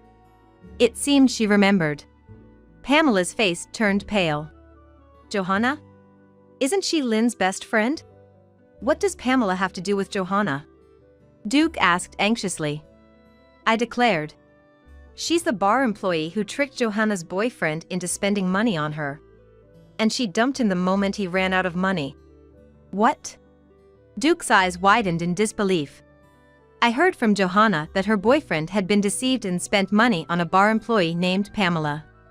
Despite the bar explaining it was just part of the job, he believed they were truly in love and bought her expensive bags and designer watches. Johanna decided she didn't need a man who could be deceived by a bar employee. She had shown me a photo of this woman, Pamela. Johanna's naive boyfriend believed Pamela's seductive words, but Pamela went as far as having physical relationships outside the bar and even checking houses to live after they were married. And there were multiple men she did this to. It wasn't just Johanna's boyfriend. You seem to have manipulated several men, a trade company executive, a small construction company's CEO, and a county administrator, right? But when they started holding back on spending, you cut ties with them. Duke, aren't you being deceived too? Are you sure you're okay? That's a lie. There's no way that's true. You're just making up lies because you're bitter, aren't you? Stop kidding around. Duke was furious, refusing to listen to my warning. Exactly. I would never do such a thing. I don't even know who Johanna is, and I've never made her boyfriend spend money on me. Everything you're saying is a lie. You're just jealous because I'm beautiful, right? Pamela confidently lied and shouted back at me. That's right. Lynn is just jealous of Pamela and making up stories, right? Infertile old hag you are, so ugly. Infertile old hag, that's funny. You're truly pathetic. Go away, you old woman. Taking advantage of my silence, Pamela and Duke unleashed a barrage of insults at me. Finding the situation ridiculous, I said, "You don't have to believe me. I truly don't care about Duke anymore. Anyway, I wish you happiness." And left the scene. From behind me, It's all lies, right? Pamela, you're not deceiving me, are you? followed by Pamela's voice. Of course, it's a lie. Believe in me. Everything that old woman said was a lie. I heard. A few days later, I met Johanna and told her about the incident. Pamela remarried Duke. I was shocked when I heard you divorced Duke, but I never imagined he would marry that woman. Johanna was visibly surprised, her eyes and mouth wide open.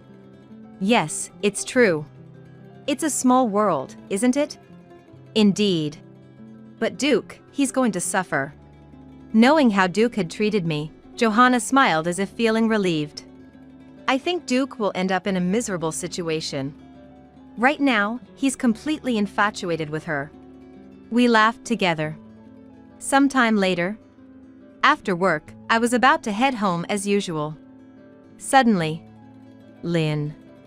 I heard a listless voice from behind. I was startled and turned around to see Duke standing there. "What do you want? Don't scare me like that. What are you doing here?" "Lend me some money." "What?" Duke looked much thinner than before, almost haggard, with sunken cheeks and eyes. His wrinkled clothes made him appear pitiful. I could guess the situation from his appearance and request. "So, you're exhausted in every way because of that Pamela." "Exactly. Just like you said. She just milked me for all I had, and the moment my savings ran out, she left me and filed for divorce." Just as I had warned, Pamela had married Duke for his money and left him as soon as it ran out. Foolish. I warned you politely, didn't I? I should have listened carefully to what you said. You know how much I spent on her? She's the worst. Don't you think I'm a victim? I was deceived, I'm the victim here. What? His claim of being a victim was astonishing. It was all his responsibility. Because she stripped me of everything, I can't even pay this month's rent, let alone the utilities. I'm sorry to ask, but can you lend me some money for my living expenses? If this continues, I'll become homeless. Duke's blatant opportunism left me utterly dismayed. Actually, I want to get back together with you, Lynn. Please reconcile with me. I realized your worth after being deceived by Pamela. Marry me again. It's a lifetime request. Marry me again. Duke begged tearfully. I looked at him coldly. Sorry, but I refuse. What? Why? Why? Have you forgotten how you treated me? I don't like you at all anymore. I hate you so much I don't even want to see your face. There's no chance of us getting back together. Duke turned red with rage. How dare you talk to me like that? I'm offering to reconcile with you, an infertile woman. Be grateful. Hearing Duke's words, I laughed. Why are you laughing? I just thought how mistaken you are, LOL. Mistaken? Duke asked, puzzled. The infertility issue wasn't with me, it was with you, Duke. What? Duke was speechless. You left the hospital without hearing the test results. I was going to tell you that night, but you started talking about divorce and never listened. The results showed you have almost no fertility, and natural conception is almost impossible. I, on the other hand, had no issues. That's a lie! It can't be true! There's no way I'm the cause of infertility! It's definitely you! Duke ranted, refusing to believe. I've never been sick, so how can I be infertile? It must be you! If you think it's a lie, go to the hospital and hear it yourself. I replied calmly. Is it true? No, it can't be! I can't be infertile! Duke was in total disarray, sweating profusely. He never thought the issue was with him. So, go and hear it directly from the doctor. If you plan to marry someone else in the future, it's better to know about your body. I said and left. Duke went to the clinic and learned the truth about his infertility. He called me several times, but I ignored them all. He then left voicemails. I was wrong! I'm sorry! Let's start over! Answer the phone! Please! I have no money! I'm in deep debt! Help me, Lynn! I deleted all his messages and blocked his phone number. A few days after blocking him, I was ambushed by Duke in front of my office. Lynn, please! Even if we don't reconcile, just lend me some money. I'm not asking for much, just $10,000. No, even $5,000 will do. Please! We were married once, right? Duke pleaded with deep apologies. Stop this right here. I'm not lending you any money. Go back right now, or I'll call the police. Even as I warned him, Duke persisted. Just lend me the money. So, I really called the police to deal with him. Perhaps the shock of the police being called or the fear of increased patrols deterred him. After that, he never showed up in front of me again. Duke, struggling financially and accumulating more debt, moved to a very old apartment and worked part-time at a grocery store late into the night to make ends meet. However, the strain took its toll, and he started making mistakes continuously at work. Unable to handle his main job while doing a side job, he was looked down upon and felt quite uncomfortable. Meanwhile, I've almost completely moved on from the shock of the divorce and am working energetically every day. I had relied quite a bit on my parents, but now I've moved to an apartment near my company and am enjoying living alone without any concerns. Recently, Johanna and I went on a long-planned trip, where I met a man and started dating him. It was a long-distance relationship, but last month he got transferred to a branch near my home. He asked me, "Would you like to get married?" So, it looks like I'm going to be quite busy from now on. You? An unemployed housewife with no parents threatening me? Ha ha ha! Not scary at all. Indeed. Ha ha ha! Trash like you is just trash, and you can't do anything. I see. I understand Liz and the others' feelings. I'll leave this house. With this, you'll be homeless. Haha. Do your best, homeless lady. That's right. Haha. It's a perfect opportunity for John to leave too. Definitely. Haha. Let's get rid of everything and make it clean. And the two of them went to John's room and told him to pack his things. Originally, I was planning to leave, but I never expected to be kicked out along with John. My name is Noah, a 27-year-old housewife. I recently married a man named Mark. Mark is 30, 3 years older than me, and at first, he seemed mature and composed, like an older person. He often talked about Liz, mother-in-law, so I thought he must be a good, family-oriented person. But it was only after getting married that I discovered Mark's true nature. During the family meeting, Liz was also very kind, and I thought I could have a happy married life. When we got married, he asked me to live with Liz. A few years ago, father-in-law passed away, and he wanted to be with Liz. I trusted Liz, so I agreed to live together. However, as soon as we got married, both Liz and Mark changed drastically. "Hey Noah, hurry up and bring me coffee, and clean the shower and toilet quickly." Liz would shout orders like that. She would call me loudly to do household chores, trying to intimidate me. What surprised me the most was the existence of an unannounced roommate. The day after we started living together, I woke up in the morning and was shocked to find an unfamiliar man opening the fridge in the kitchen. "Who is this?" I thought, and I froze as the man noticed me. "Oh, nice to meet you. I'm Mark's younger brother, John." He introduced himself. I was not only surprised by the presence of a roommate, but also by the fact that Mark had a brother, which I hadn't been told about. John is currently 27, the same age as me. He apparently had been living with his parents all this time. I hurriedly went to Liz and asked about John. "Oh, John, that kid. You don't need to worry about him. He's just a shut-in ghost." "Huh?" I was shocked. Is that how she talks about her own son? A ghost?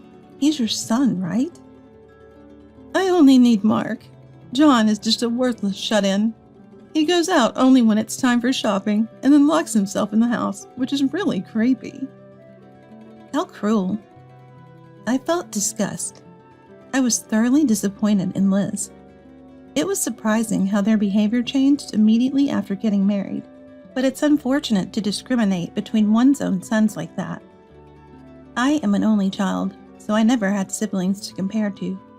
But if I were told such things or treated with discriminatory attitudes by my own mom, it would be shocking. My parents are already deceased, so I envy the fact that they can still be together. So I at least want them to get along as a family. When I returned from work, I asked Mark about John. I thought maybe if they were siblings, they would get along. However, Mark's response was also cold. "Oh, John, huh? You can just leave him alone. He's fine being treated like air.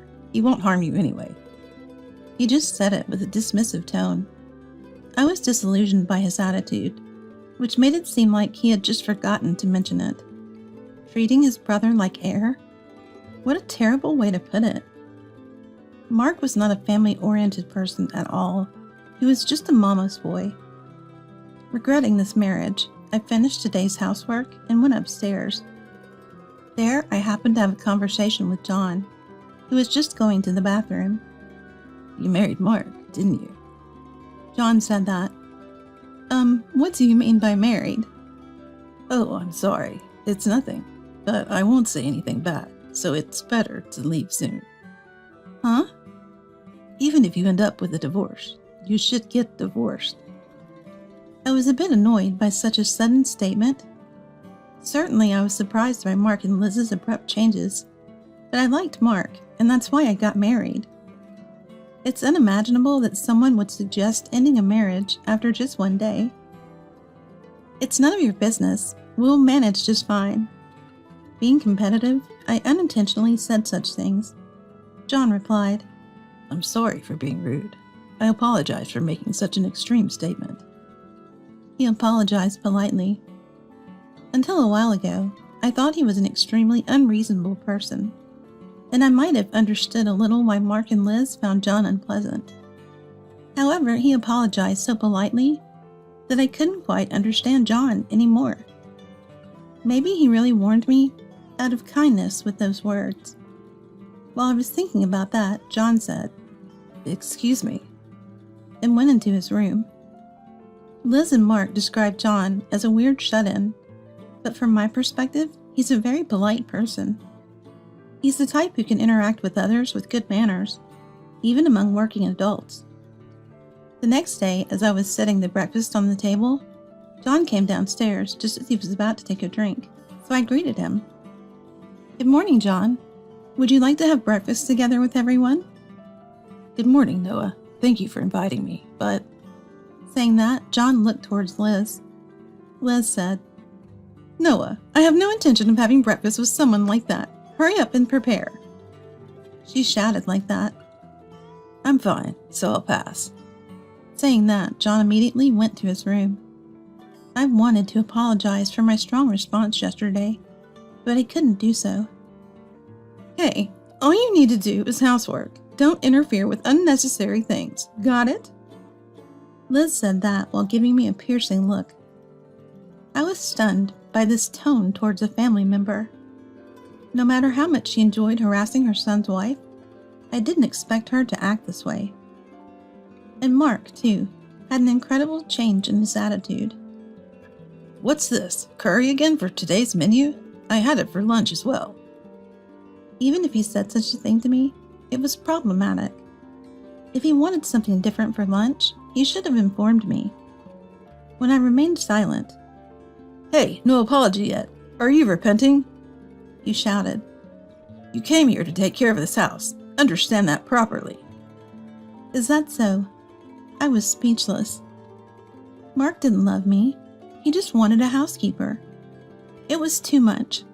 How could someone do such cruel things without hesitation? My well-being didn't matter to them. They just used me for their own comfort. I went upstairs, glancing at Mark and Liz watching TV in the living room, laughing coarsely, and seeming to have a good time. As I went upstairs, tears welled up. Then, a hand offering a tissue appeared gently in front of me. Maybe it's better to leave after all. There was only one person who said that. When I looked up, there was John. I'm sorry you had to see me like that. I quickly wiped away my tears. Oh, sorry for using your tissue without asking. No, I gave it to you because I wanted you to use it. More importantly, I overheard Mark and Mom's comments. They're really the worst. When John said that, "What do you mean by more importantly?" I asked. He replied, There have been similar things in the past. So he stated. As I listened to the details, it turned out that Mark had a promise of marriage with another woman before. But just before the wedding, she ran away because Mark and Liz treated her the same way they treat me now. I became frightened upon hearing that. In other words, the kind Mark and Liz before marriage was a lie to prevent the woman from running away just before the wedding. I felt hopeless. I had been deceived by such a despicable man. But right now, I have nowhere else to go if Mark abandons me. I've become a housewife, and there's no way Mark and Liz would allow me to work part-time. If that happens, I won't even be able to leave this house and rent a room somewhere else. I didn't know what to do, so I could only cry. Then John said, If we keep talking here, they might get suspicious. Would you like to meet at a cafe or somewhere next time? He handed me a piece of paper with his WhatsApp ID on it. I quietly nodded and went to my bedroom. I must escape from this house, no matter what. My survival has just begun like this. I'll be running some errands at the municipal office today, and then stopping by the supermarket on my way back. I told Liz before leaving the house. Liz replied, If you neglect the housework, I won't forgive you. But then she realized that everything had been meticulously prepared in advance. If dinner is delayed, I won't accept it. Her words got stuck as she said. I let her words slide and met John at the cafe as planned. I talked to him about how I no longer had a family to rely on. Had canceled the room I was renting and quit my job, so I had to start over from scratch. It's certainly tough to leave that house in your current situation. The biggest obstacle must be finding a job. Yes, I'm pretty much at the beck and call of Mom and Mark, from early morning to late at night. John pondered for a moment and asked, Noah, can you paint? What? Paint. Oh, when I said what, it was a reaction of surprise. I see. So, can you? Well, yes, I actually graduated from an art-related university. Really? Yeah, what about it? That's perfect. Actually, I have a friend who's a manga artist and is looking for an assistant. Remote work is okay? Is that so? Oh, but I don't have a computer right now. Don't worry. I'll lend you one of my spare computers. Thank you so much. I wondered why he had spare computers. John, what kind of work do you do? You're so kind. You don't ask if I'm a shut-in, unemployed person, do you? Well, I mean, you use such polite language and have good grooming. I don't think of you that way. So, are you doing some remote work? Yes, I'm actually an engineer. An engineer? I used to be a salaried worker, but now I'm running my own company. Oh, really? I never expected John to be a business owner. Yes, I take freelance orders, so it's easier to have a company. There are a few other employees, mainly web designers, who work remotely. Since there are only a few employees, we manage everything remotely. That's why he's always at home, I thought. But Liz and Mark are calling you a shut-in. Aren't you telling them the truth? I don't think there's any benefit in telling those to you. True. But if you're running a business like that, you could just leave that house, right? Why don't you move out? It was there that I first learned about John's intentions. But my situation is not important right now. We should introduce you to the manga artist first. John said and immediately made a phone call. In no time, a remote interview was scheduled for me with the manga artist. Since Liz always had tea time with the ladies from her classes after Wednesday lessons, we arranged the remote interview during that time. I left a good impression during the interview and was successfully hired. Moreover, to accommodate my situation, they said they would send the hiring paperwork to me, but addressed to John, ensuring confidentiality. Now I had job security. The next step was finding a place to live. If you'd like, I have a friend who works as a real estate agent. She can offer you a place at a discounted rate. John offered. Who was this person? Their qualifications seemed too good to be true. The property search went smoothly, and I found a room that matched my requirements, as everything started falling into place. One day, I got into an argument with Mark. Hey, make dinner. I was awakened by Mark while I was sleeping in the bedroom. It seemed like he had been drinking and was a bit tipsy. Make dinner? It's not even midnight now, and besides, you said you didn't need dinner. Because you had a drinking party today, right? Shut up. You're such a useless wife for not waking up and greeting your husband who just came home. And you don't even cook. You're completely worthless. His words triggered my anger. What is that supposed to mean? Do you have any idea how hard I've been working for you and Liz? Why do you act so superior? That's because you're a wife. Wives should respect their husbands. And your job is housework. It's natural for someone who can't do housework to be criticized. A wife who can't do housework is nothing but trash. As Mark said that, the door opened and Liz burst into laughter. Indeed, you're just trash. John is trash too. This place is like a garbage dump, Liz said, and Mark laughed while saying, That's right. The trash in this house needs to be taken out. What do you mean? When I asked, Mark opened a drawer. I mean this, he said. It was a divorce application. You're hopeless. I'll find a wife who can take your place, so we're getting a divorce. Get out of this house quickly. You're despicable. Treating a prospective wife like a slave? When you're marrying someone, that's about right. Someone who can replace a housekeeper is the best. Are you sure that's all you're going to say? You might regret it later, when things get tough. What are you talking about? You're a jobless housewife with no parents to rely on. Threatening me? I'm not scared of you.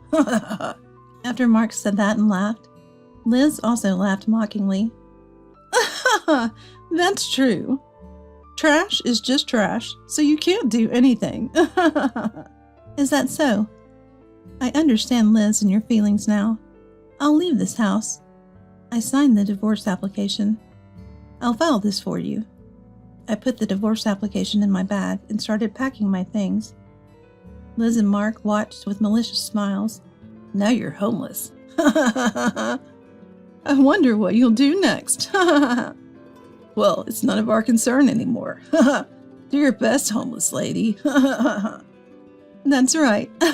It's a perfect opportunity for John to leave as well. Indeed. Let's throw everything out and renovate her room once she's gone. It'll become even more spacious and luxurious. Mark and Liz began discussing their plans after kicking us out. Then they went to John's room and told him to pack his things and leave. I had originally planned to leave, but I never expected that John would be kicked out along with me. I regretted getting into a fight with Mark out of anger. I'm sorry, John. It's my fault. No, please don't worry about it. I've reached my limit with living with those people too. Plus, I've got something interesting now. That fight might have been lucky, John said with a smile. I didn't understand what he meant exactly, but at least he didn't seem to mind us leaving. 2 days later, on a Wednesday when Liz was out, John and I called a moving company and relocated. Is the move done? Liz, who probably didn't want to see our faces, called us while she was out. We've already left, so don't worry. John left with you, right? Yes, he moved out with me. Okay. It's such a relief not to have to see you guys anymore. Liz said happily and abruptly ended the call. However, Liz and Mark had no idea what would happen next. They didn't know that John and I were plotting revenge. We were on the verge of moving into the rented room when we managed to move our belongings and start our new life. Thanks to John, I would receive alimony from Mark as part of our divorce settlement. In reality, John had secretly recorded Mark's and Liz's statements during our argument, and those statements were undoubtedly considered harassment and emotional abuse towards their son's wife. This evidence was used in the divorce proceedings to claim alimony from Mark. This was the first step in getting back at Mark. The alimony from the divorce proceedings was claimed on my behalf by John's lawyer friend, and Mark, completely terrified, complied with the payment. John, with his lawyer connections, was a mystery to me, but I was truly grateful for his help, so I decided not to pry further.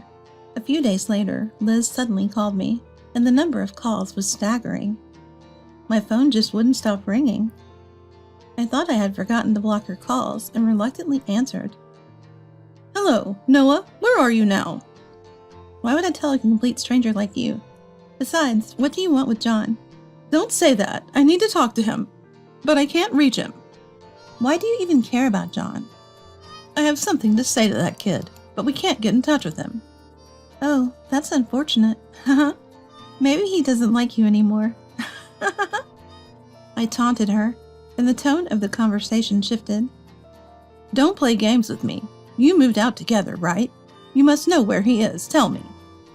She was really acting tough. It was true that I knew, but there was no way I would tell her. It's a shame, but I don't know. Why don't you try finding it on your own? Don't mess with me. Where are you even? You have no family, no job, and nowhere to live. If you say you'll apologize deeply, I might forgive you. Well, being a housekeeper is still a requirement, though. Who would go back to your place? I have a job and a place to live lined up. Unfortunately, there's no merit in going back to you. What? Are you lying? Mark seemed surprised, as if he had misunderstood that I had found everything in such a short period. Well, correcting him would be a hassle. Anyway, please don't call me again. If you ever call, or if I see your faces again, I'll report you to the police immediately. Hey, wait. I said that and hung up the phone, unilaterally. Then I blocked Liz's number. Mark's number had already been blocked. Liz and Mark must have realized something when they frantically called us. They had been under the mistaken impression that father-in-law had a massive inheritance all along. However, it turned out that John had been transferring a substantial amount of money into Liz's bank account every month. But since Liz thought of John as an unemployed shut-in, she had a ridiculous misunderstanding that the inheritance was being transferred in installments. And when John was kicked out this time, he stopped the transfers. That's when they finally realized who had been providing the money all along. However, it was too late. John had already severed ties with Liz and Mark. Mark didn't have the money to pay me alimony in the divorce proceedings, and Liz, who had been relying on the monthly transfers for her livelihood, would face a considerable hardship when the transfers stopped. Well, they were both responsible for their own actions, so I didn't sympathize with them. By the way, John had purchased a luxurious high-rise apartment in the city and was living comfortably there. The reason such a wealthy person had been sending money home and living with his family was because he had made a promise to father-in-law before he passed away. Unlike Liz, father-in-law had cherished John very much. So despite the cold treatment from Liz and Mark, he had been able to endure it and maintain a balance. Then father-in-law said to John, "I may not like Mark, but he's an important family member to me. So after I'm gone, I entrust both of you to each other." It is sad. To fulfill the promise with father-in-law, John had secretly been sending money to support Mark and Liz, despite being estranged from them. Those two who had no idea about John's kind heart and instead complained about him and kicked him out were truly despicable. I met John once after he moved. "I think I fulfilled Dad's promises enough," he said. I thought the same, and I wanted him to live his own life from now on. I had been deceived by an awful man, but I was saved by John. I would continue to cherish John as my benefactor and wish for his happiness. 1 year later, "Would you marry me if you wish for my happiness?" he proposed to me, but that's another story. Get out! Your old lady smell is ruining my new house. Michaela threw disinfectant on me as I attended her housewarming. Drenched and overwhelmed by the pungent smell, I felt something snap inside me. Standing up silently, I flashed a terrifying smile at Michaela and said, "Then I'll clean this up for you. After all, I built it." I went upstairs to Michaela's room to get something. My name is Harmony. I'm a 72-year-old retired confectioner. More precisely, a former pâtissier who ran a cake shop. I retired due to a leg injury. Now I help my son and his wife, who have taken over the business, living a modest life. Harmony, you must be happy your son took over. At the tea parties I occasionally attend, I bring cakes made by my son and his wife, earning praise from the neighbors. Today at the tea party, I was engrossed in fun conversations. When a neighbor mentioned my son, I stared at my tea, lost in thought. A shop with many memories, isn't it? I reminisced about the past. Indeed, my life had been full of ups and downs. I opened my patisserie at 35. After a decade of training in France, I had decided to open my own shop upon returning. My parents opposed, saying a cake shop in the countryside wouldn't work. I defied them, saying, "I'll do it my way," and opened my shop. It became popular in 6 months, becoming the talk of the town. My French-trained skills were praised, attracting customers quickly. My once opposed parents came to respect and fully support me. "Time to think of the next new creation." Daniel, my husband, supporting our cake shop, spoke to me while preparing for the next day. Summer is tough for sales. Maybe a cold dessert would be a hit. That's what I was talking about with Daniel. That's when we heard the bell at the shop door, and I hurried to the counter. "Welcome!" Oh, it was Michaela, my sister-in-law, who appeared.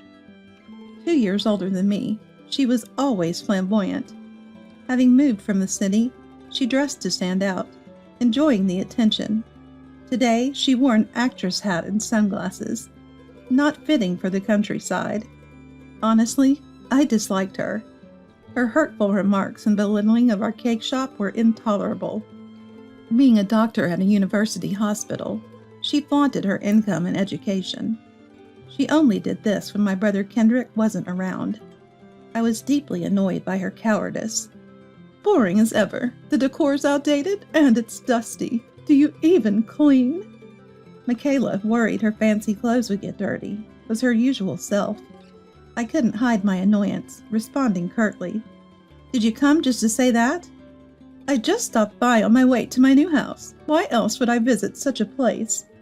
While looking around, Michaela carelessly picked up a cookie and placed it roughly at the register. I can't see this shop lasting, but I'll contribute to the sale since you're Kendrick's sister. She bought a mere $7 cookie with that attitude. Who could warmly welcome such a sister-in-law? If she weren't Kendrick's wife, I'd have her out of here immediately. As I wrapped the product, grappling with these complaints in my heart, Michaela continued her tirade. Poor Kendrick, having such a failure for his sister. He said he gave up on his own shop because of you. Her words painfully struck my heart. Kendrick had generously helped finance my shop's construction. When I returned and found no support, only Kendrick stood by me. Later, I discovered the money he used was his own saved-up capital for starting a business. If you hadn't interfered, Kendrick might have had his own shop by now. Really pitiable. Then why don't you help him financially? Daniel appeared behind me and retorted sharply at Michaela, glaring at her. It's between Harmony and Kendrick, and not for outsiders like us. Only Kendrick has the right to complain about Harmony. You even have the right to blame her. Daniel, undaunted by Michaela, confronted her. Michaela, seemingly annoyed by Daniel's audacity, furrowed her brows and removed her sunglasses with a puzzled look. Of course I have the right. That money was mine. You have no business interfering in this. The funds for Harmony's shop were from before Kendrick married you, right? If Kendrick has no complaints, why should you persistently blame Harmony? Harmony is my wife. Which husband would remain silent while his wife is being maligned? Daniel shielded me from showing my tears to Michaela.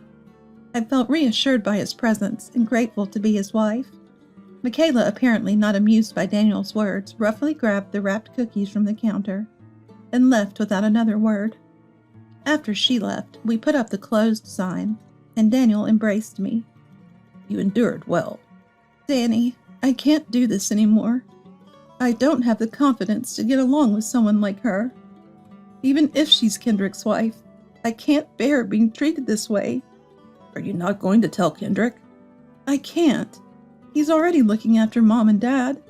I can't trouble him just because I can't get along with her.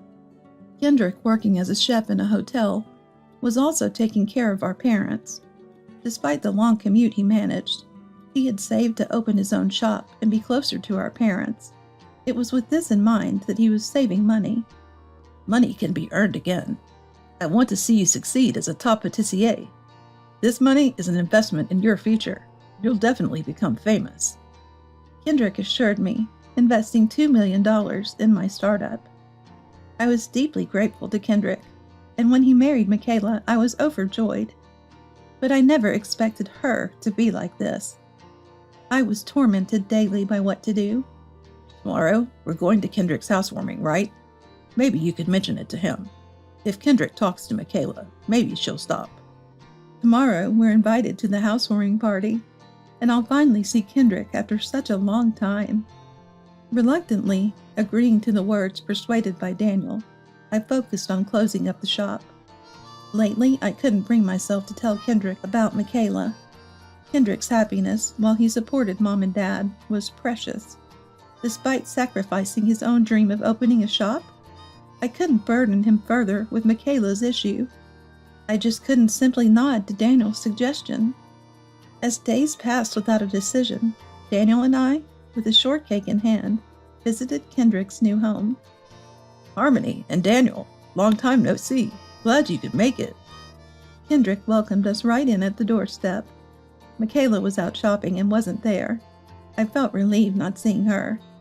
Noticing this, Kendrick looked at me worriedly. What's wrong? You look pale. Is it the new house smell? No way. Just had a bit too much to drink with Danny last night. I forced a smile to reassure Kendrick. To avoid any awkward conversation, I asked to see around the new house.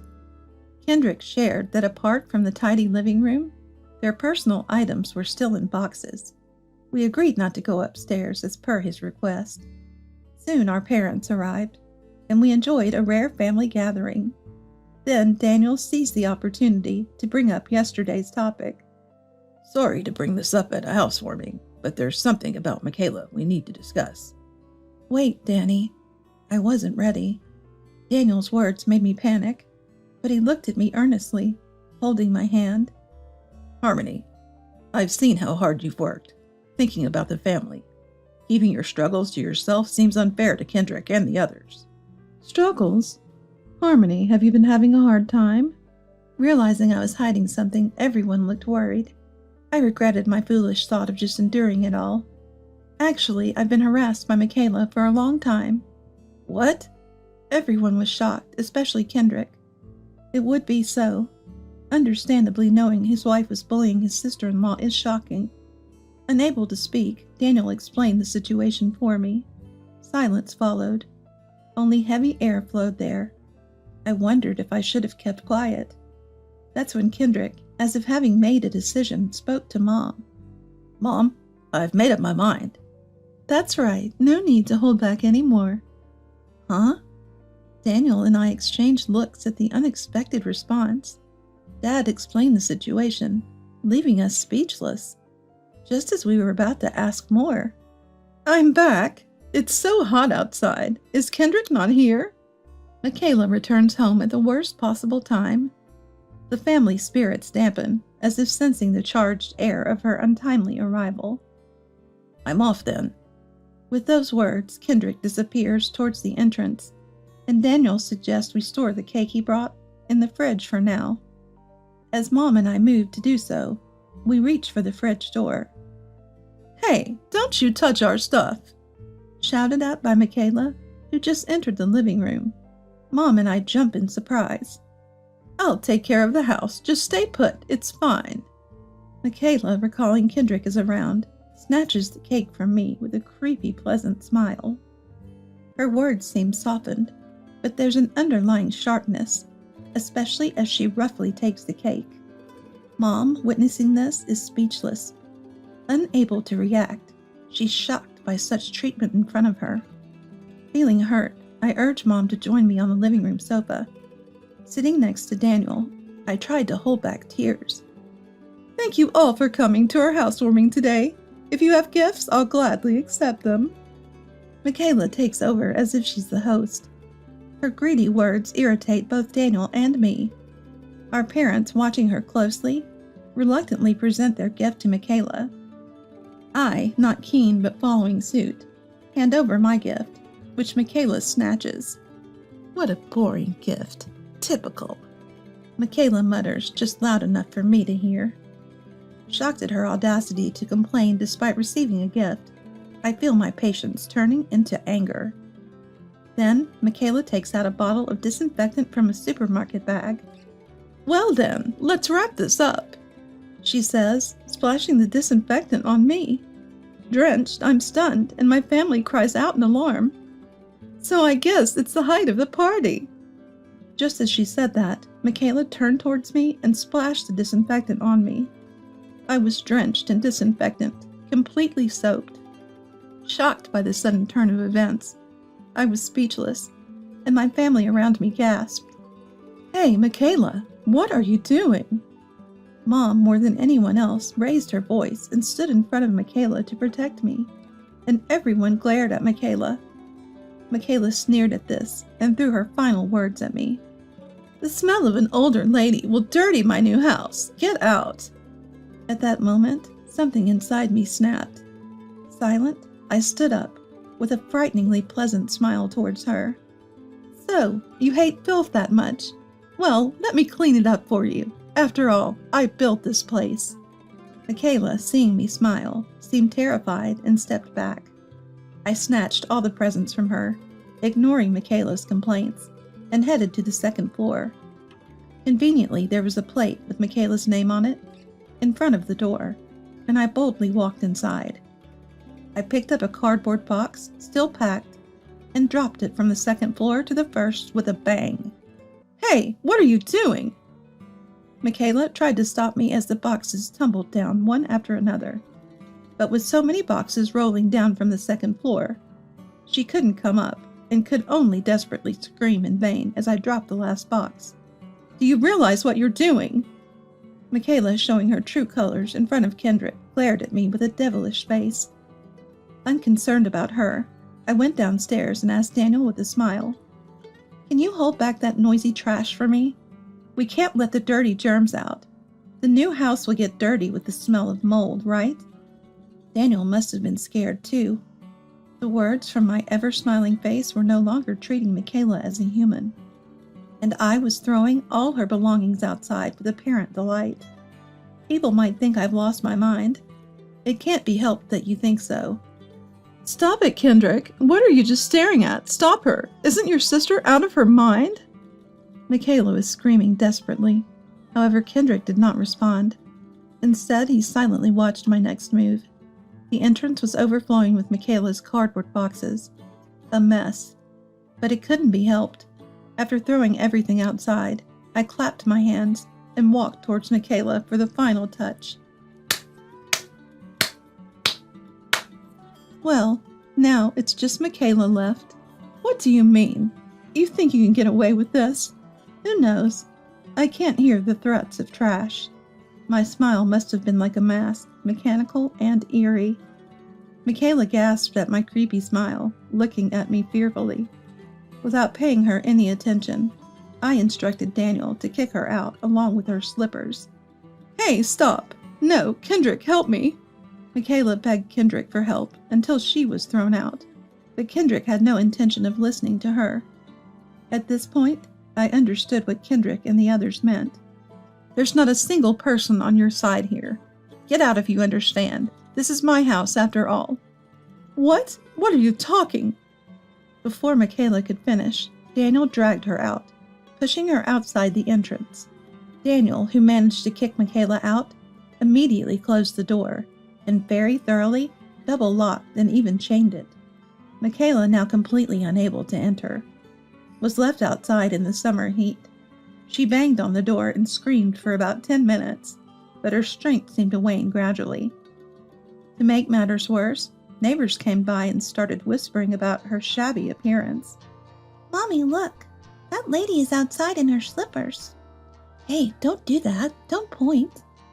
Even passing children mocked Michaela.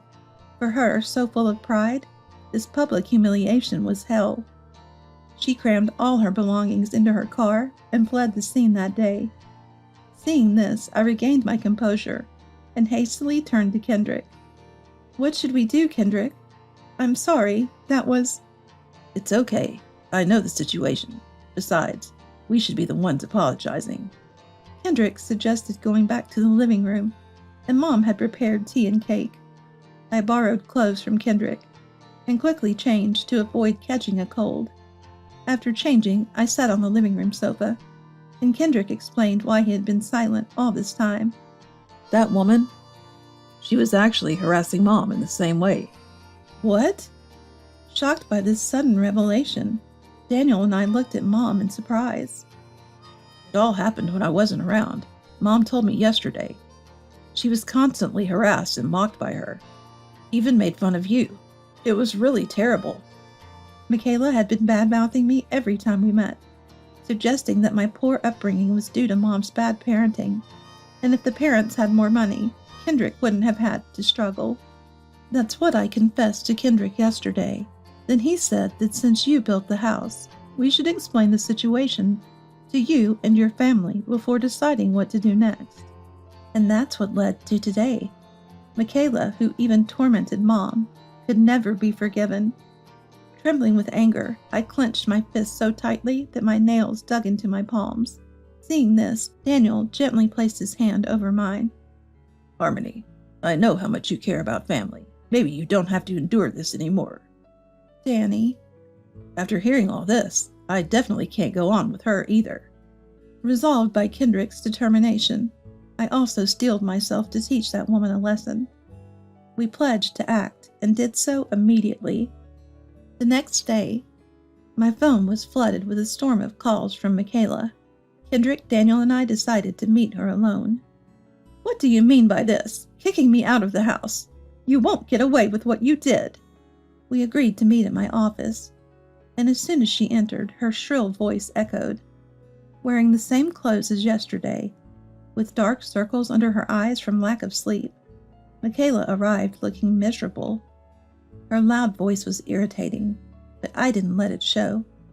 Instead, I smiled sweetly, further infuriating her with my words. I cleaned up because you said the new house gets dirty, right? What? I don't want someone as ugly as you in the house. The new house will get dirty with germs, right? Saying so, I put my index finger to my lips, feigning cuteness. As unsuitable as it felt for me, it seemed to affect Michaela. Her face turned red as a boiled lobster, showing her anger. Who's ugly? I'm far more beautiful than a third-rate woman like you. To say that with the same clothes as yesterday, and such a dirty face, impressive. Whose fault do you think it is that I ended up like this? A woman like you acting all high and mighty.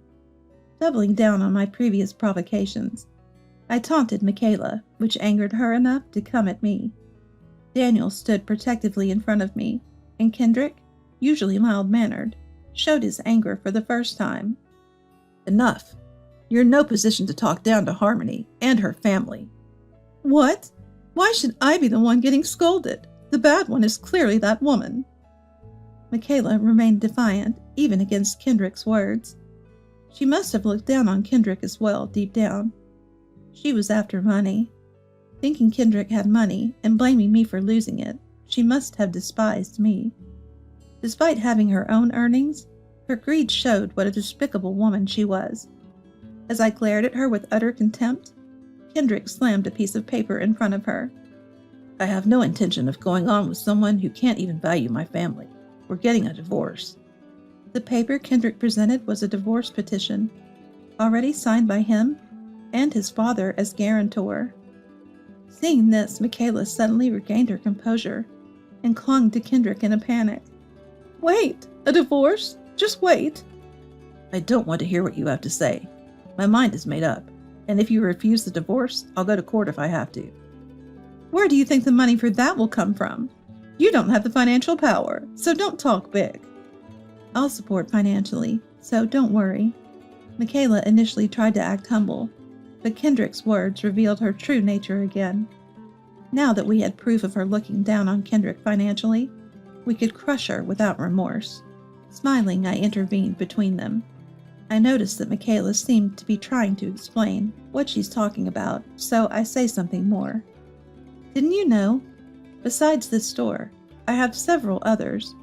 I have enough financial power to fight you. Michaela gasped in surprise at my words. Previously, a TV show had featured one of my regular customers praising my shop. The reporter raved about its beauty and deliciousness, leading to its popularity. Requests for more stores came flooding in, and now I have a nationwide chain. Kendrick was the only one who supported the opening of my shop. As a thank you, I gifted him that house. I had also heard about your planning to open a clinic nearby, and thought you'd need money. Michaela's face turned pale upon hearing the whole situation. She must have realized she had picked a fight with the wrong person. She was speechless. Since I still hold the property rights, I am the owner of that house. I can sue you for trespassing. What will you do? Will you fight? With a smile, I cornered Michaela, who seemingly gave in and began to profusely apologize. Even though Michaela continued to apologize, our family had no intention of forgiving her, and we kicked her out of the store. Kendrick and Michaela eventually went to court for a divorce. Given everything that had happened, our lawyer assured us that the divorce would be granted.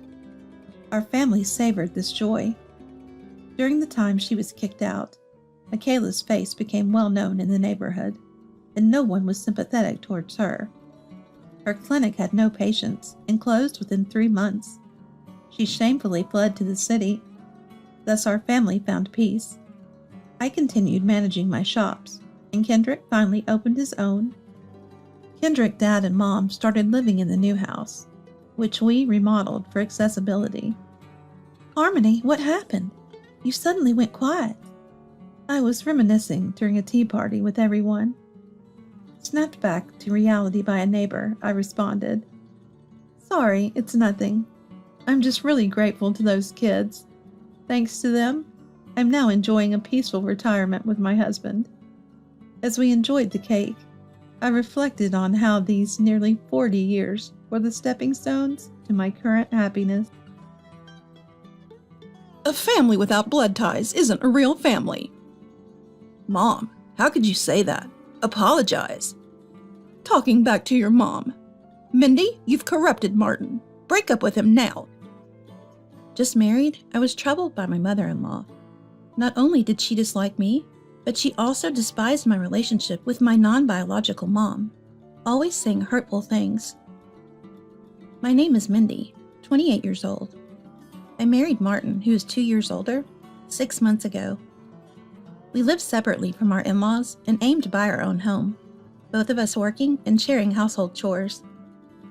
Martin is helpful around the house and very kind, even cooking when I'm busy with work.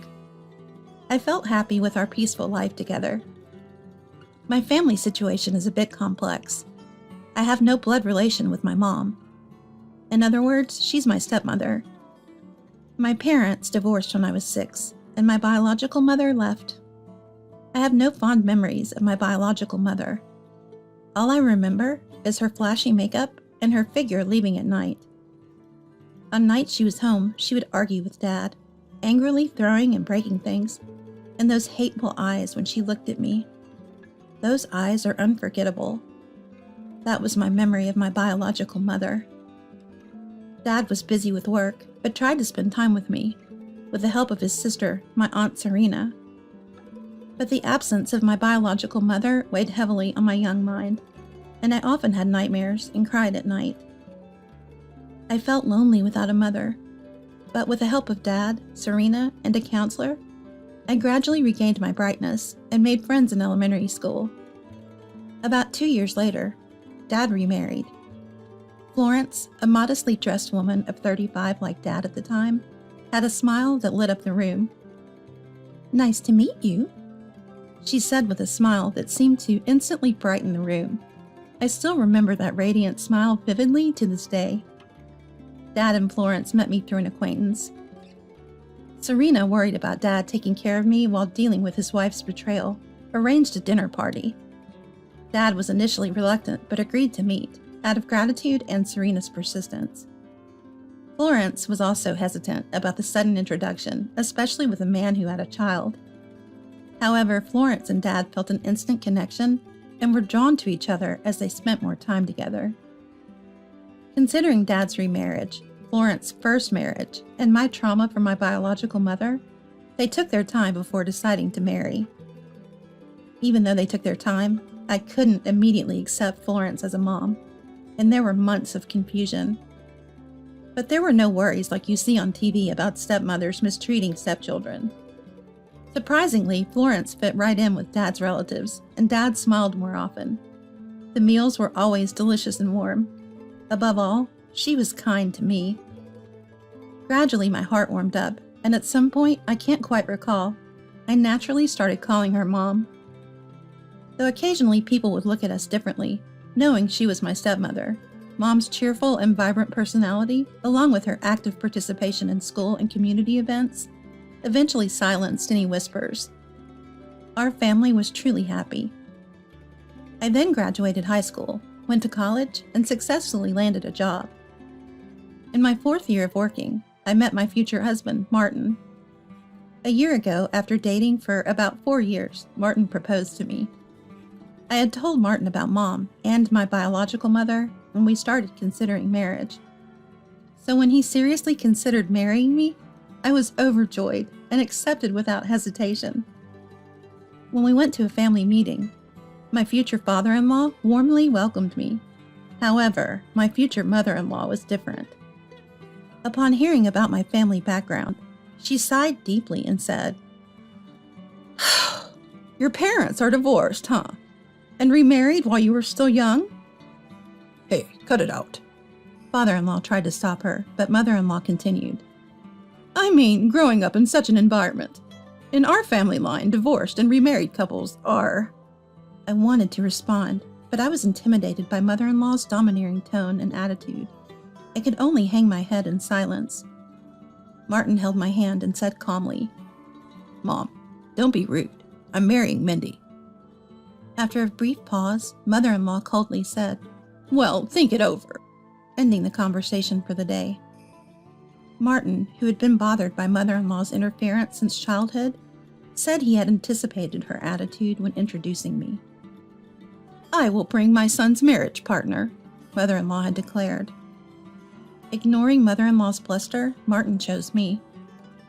While I was worried about mother-in-law, I loved Martin, and hoping she would understand one day, I decided to get married. Mother-in-law seemed to assume that we would naturally live with them, and that I would become a homemaker, devoted to serving the in-laws, but Martin, fed up with mother-in-law's meddling, firmly refused.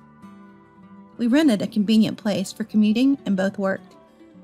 Father-in-law didn't say anything about our decision. However, mother-in-law, apparently very displeased, would call my mobile phone, not my husband's, every 3 days. She'd call around noon, likely targeting my lunchtime. The calls would always start with, "It's only natural to live together, don't you even know that?" and progress to, "It's absurd for a daughter-in-law to work. Don't neglect your household duties. A daughter-in-law who doesn't respect her husband is a failure." And, "Become a homemaker quickly and think about having grandchildren."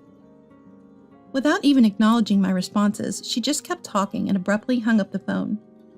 That had become the usual routine. She never forgot her catchphrase, "You've led my son astray." Lately, phone calls weren't enough, and she would visit our house without an appointment.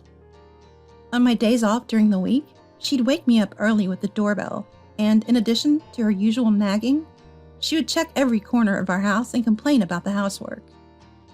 Since childhood, I have been unable to express my emotions well, and tend to shrink and become frightened in front of assertive people, becoming quieter the more I am spoken to. I knew that this would only further irritate and embolden the other party, but I felt helpless to change it.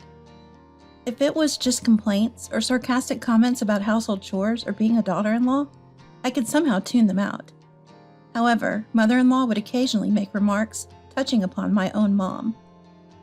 One day, while watching a diaper commercial on TV that showed a baby being held by its mother, my mother-in-law would say things like, "Blood ties are really important, aren't they?" Or, "If you haven't given birth to a child yourself, you can't really feel love for it," in a tone that was different from her usual sarcasm. "That's not true. There's nothing to be ashamed of in my family. What does blood relation even mean? Please stop making such assumptions." Every time my family was mentioned, I would scream these thoughts in my head, but whenever I saw my mother-in-law's eyes, my body would freeze and I would fall silent. Gradually, my mother-in-law started making sarcastic remarks even in front of Martin. Each time, Martin would firmly respond to his mother, but the more he defended me, the more his mother escalated. I didn't want to cause trouble for Martin, who was desperately trying to protect me. I didn't want to lose such a kind person. Even though she was tough on me, she's the only mom Martin has, so I shouldn't let our relationship get strained because of me. All I have to do is endure it. That's what I kept telling myself. At times like that, I desperately wanted to hear my mom's voice and would reach for my phone, but remembering the smiles of my parents, who truly blessed my marriage, I couldn't bring myself to press the call button. While being troubled by such issues with my mother-in-law, one evening, half a year into my marriage, I got a call from Dad. He informed me that Mom was in critical condition due to an accident. He said he would explain more when I arrived, but I panicked and rushed to the hospital after quickly explaining the situation to my office. The hospital near my parents' home was about 2 hours away, and I was worried sick the entire time. I hadn't seen my parents since the wedding. I had been preoccupied with my job, my life with Martin, and the harassment from my mother-in-law, except for when I was in the train or taxi. I ran without caring about my surroundings, but I didn't make it in time. My dad must have rushed from his workplace too. His suit was wrinkled, and Serena was wearing sandals, the kind she wore when going to the nearby supermarket. It seemed that my mom had fallen down the stairs at a local shopping mall while trying to help a little girl who was about to fall. The girl was safe thanks to my mom holding her tightly. My mom was still breathing, but had passed away shortly before I arrived. Although my mom had broken several bones, her face remained untouched. After a while, Martin arrived to support me, gently holding my shoulder. The hospital was bustling with police, the girl who was saved, and her parents, but I just watched them as if it was happening to someone else. Returning to the hospital room and holding my mom's hand, I remembered my mom, who used to say, "Make sure you don't accidentally eat my arm," while holding a boneless ham and laughing heartily. It was unbelievable. She's just sleeping. She'll surely wake up tomorrow. But my mom didn't wake up. Mom. Mom. No matter how many times I called, my mom didn't respond. In front of my eyes, my motionless mom lay, but I couldn't come to terms with this reality. Due to the funeral and matters related to the accident, I decided to use my accumulated paid leave and stay at my childhood home. I was worried about Dad, so when I told Martin about it, he understood and agreed it was necessary. However, Mother-in-law didn't feel the same way. While at my parents' house, she called just once. "Let me know the date and time of the funeral. I can't make plans otherwise." She spoke in a detached tone. Her words weighed heavily on me. Still unable to accept Mom's death and unable to converse, I simply said, "I'll let Martin know." "Oh, okay." And with that, the call ended. With Grandma and Serena's help, we were busy preparing for the funeral. We decided to have a small family funeral. But on the night of the wake, many neighbors who had heard of Mom's passing came to pay their respects. They likely worried for Dad and me, bringing us food and sweets. The girl Mom had saved and her parents also came. Her parents bowed their heads to us repeatedly. The girl was crying so hard she could hardly speak, repeating, "I'm sorry, I'm sorry." Her cries echoed through the room, and all the neighbors, who were trying to be cheerful and considerate, began to cry too. While I still couldn't accept Mom's untimely death, seeing the girl, I couldn't find it in me to blame her. Rather, I quietly thought it was good she was safe. After the neighbors left, the living room fell silent. I sat blankly beside my sleeping Mom when Serena sat next to me, took my hand, and began to speak. "Florence couldn't have children." Caught off guard, I turned to Serena. She continued, "It seems it was due to her constitution. She was once left by her fiancé because of it and had given up on marriage. She laughed it off, saying she loved her job, but I think it was hard for her. She was always saying how happy she was to have you as a daughter. When you first called her Mom, she called me, crying tears of joy." Serena said this with a smile, but tears welled in her eyes. "Mom." I buried my face in Serena's chest and cried out loud.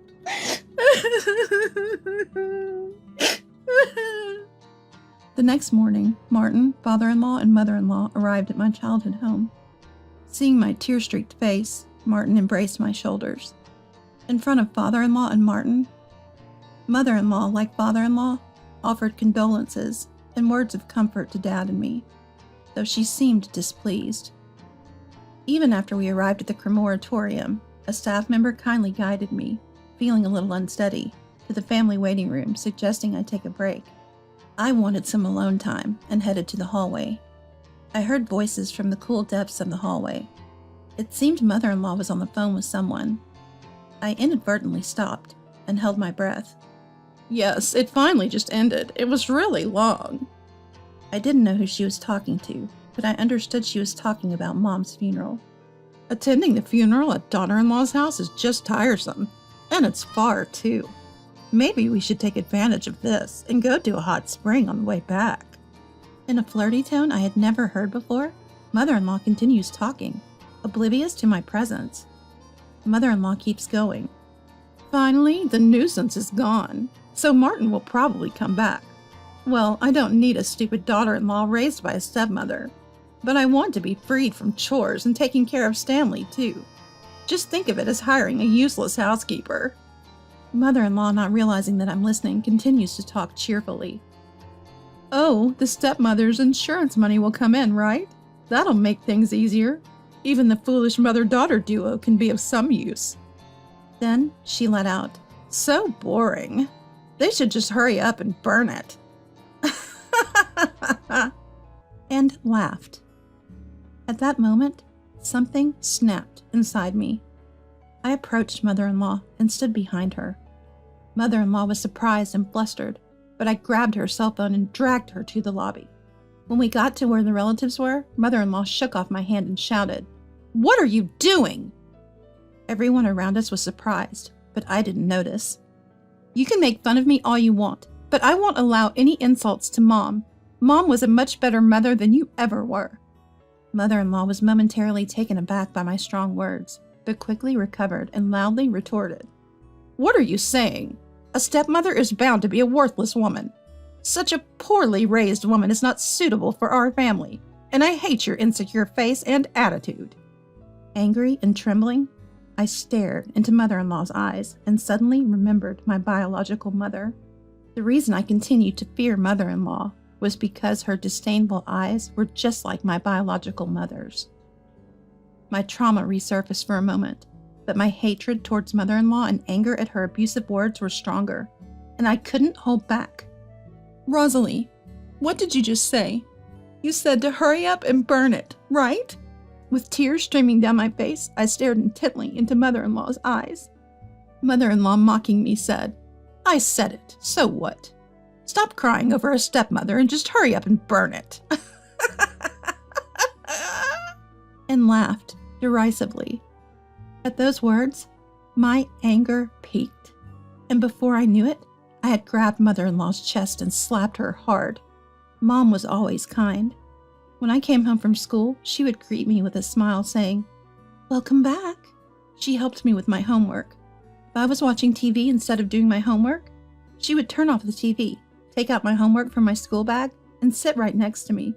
Sometimes it felt annoying, but when I solved a difficult math problem, she would gently pat my head. When I was crying, she would stop her chores, take me on her lap, and hug me gently. Sometimes she scolded me, and we had many fights during my adolescence. I could always be honest with Mom. When I got married, she was the happiest and cried more than Dad. She never spoke ill of others or complained. The neighbors were kind to us because of Mom's personality and efforts. I was able to become independent as a working adult, and Dad could smile and stay healthy because Mom was there. I will never allow anyone to insult such a wonderful mom. As Mother-in-law dramatically collapsed, and I was about to grab her again, Dad restrained me from behind, and I came back to my senses as if waking up. Mother-in-law rushed to Father-in-law crying, "Mindy hit me, help!" She clung to Father-in-law. However, Father-in-law calmly forced Mother-in-law to her knees, knelt beside her, and pressed her head to the floor in a gesture of apology. "Mindy, Stephen, and all our family members, I apologize for my wife's disrespectful behavior."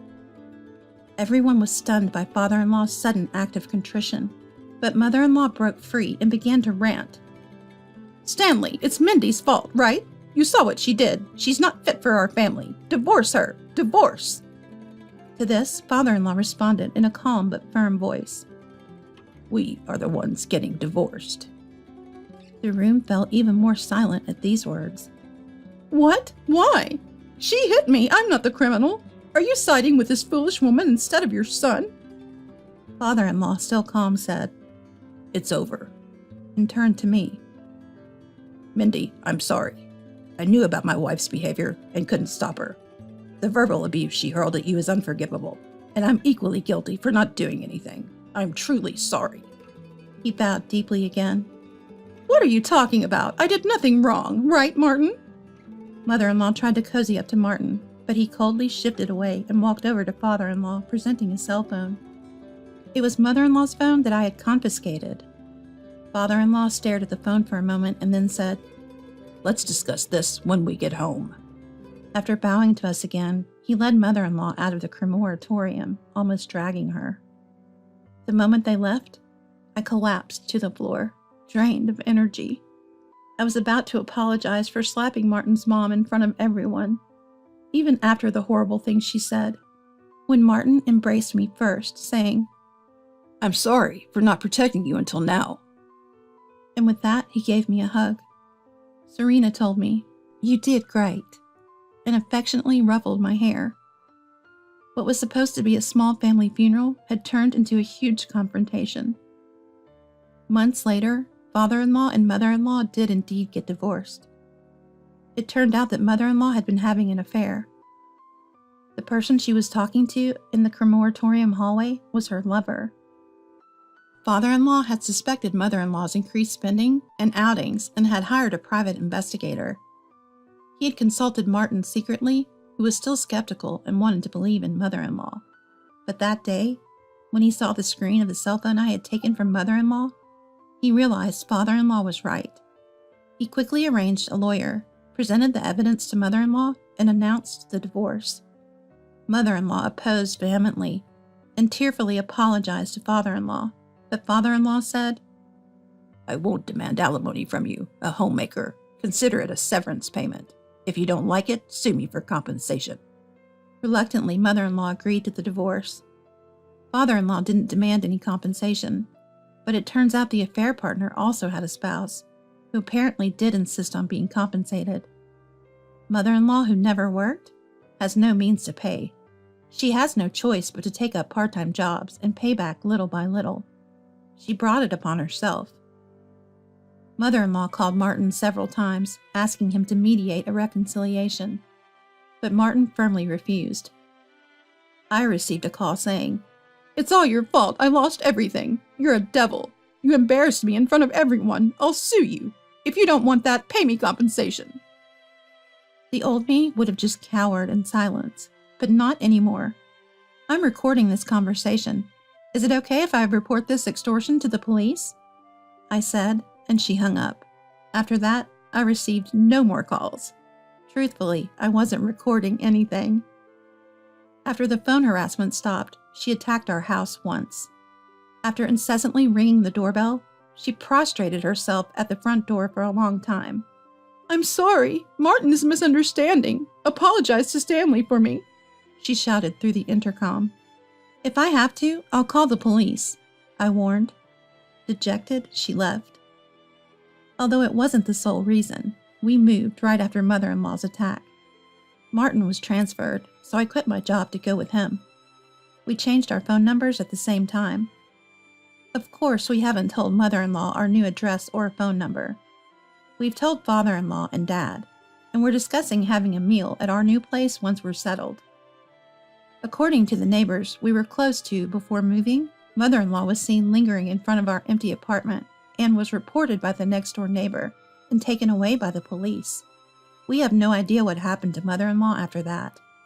I was worried about Dad, but he said, "If I stay depressed, I'll be laughed at by Florence. Thanks to Florence, our family was happy. I have to carry on Florence's strength to repay her," and sent us off with a smile. I feel the same way. I can't stay scared and sad forever. I can't waste the love Mom gave me and Dad, supporting us even in hard times. I was raised by such a wonderful mom. From the bottom of my heart, I want to protect the ones I love with a bright smile, just like Mom did for me.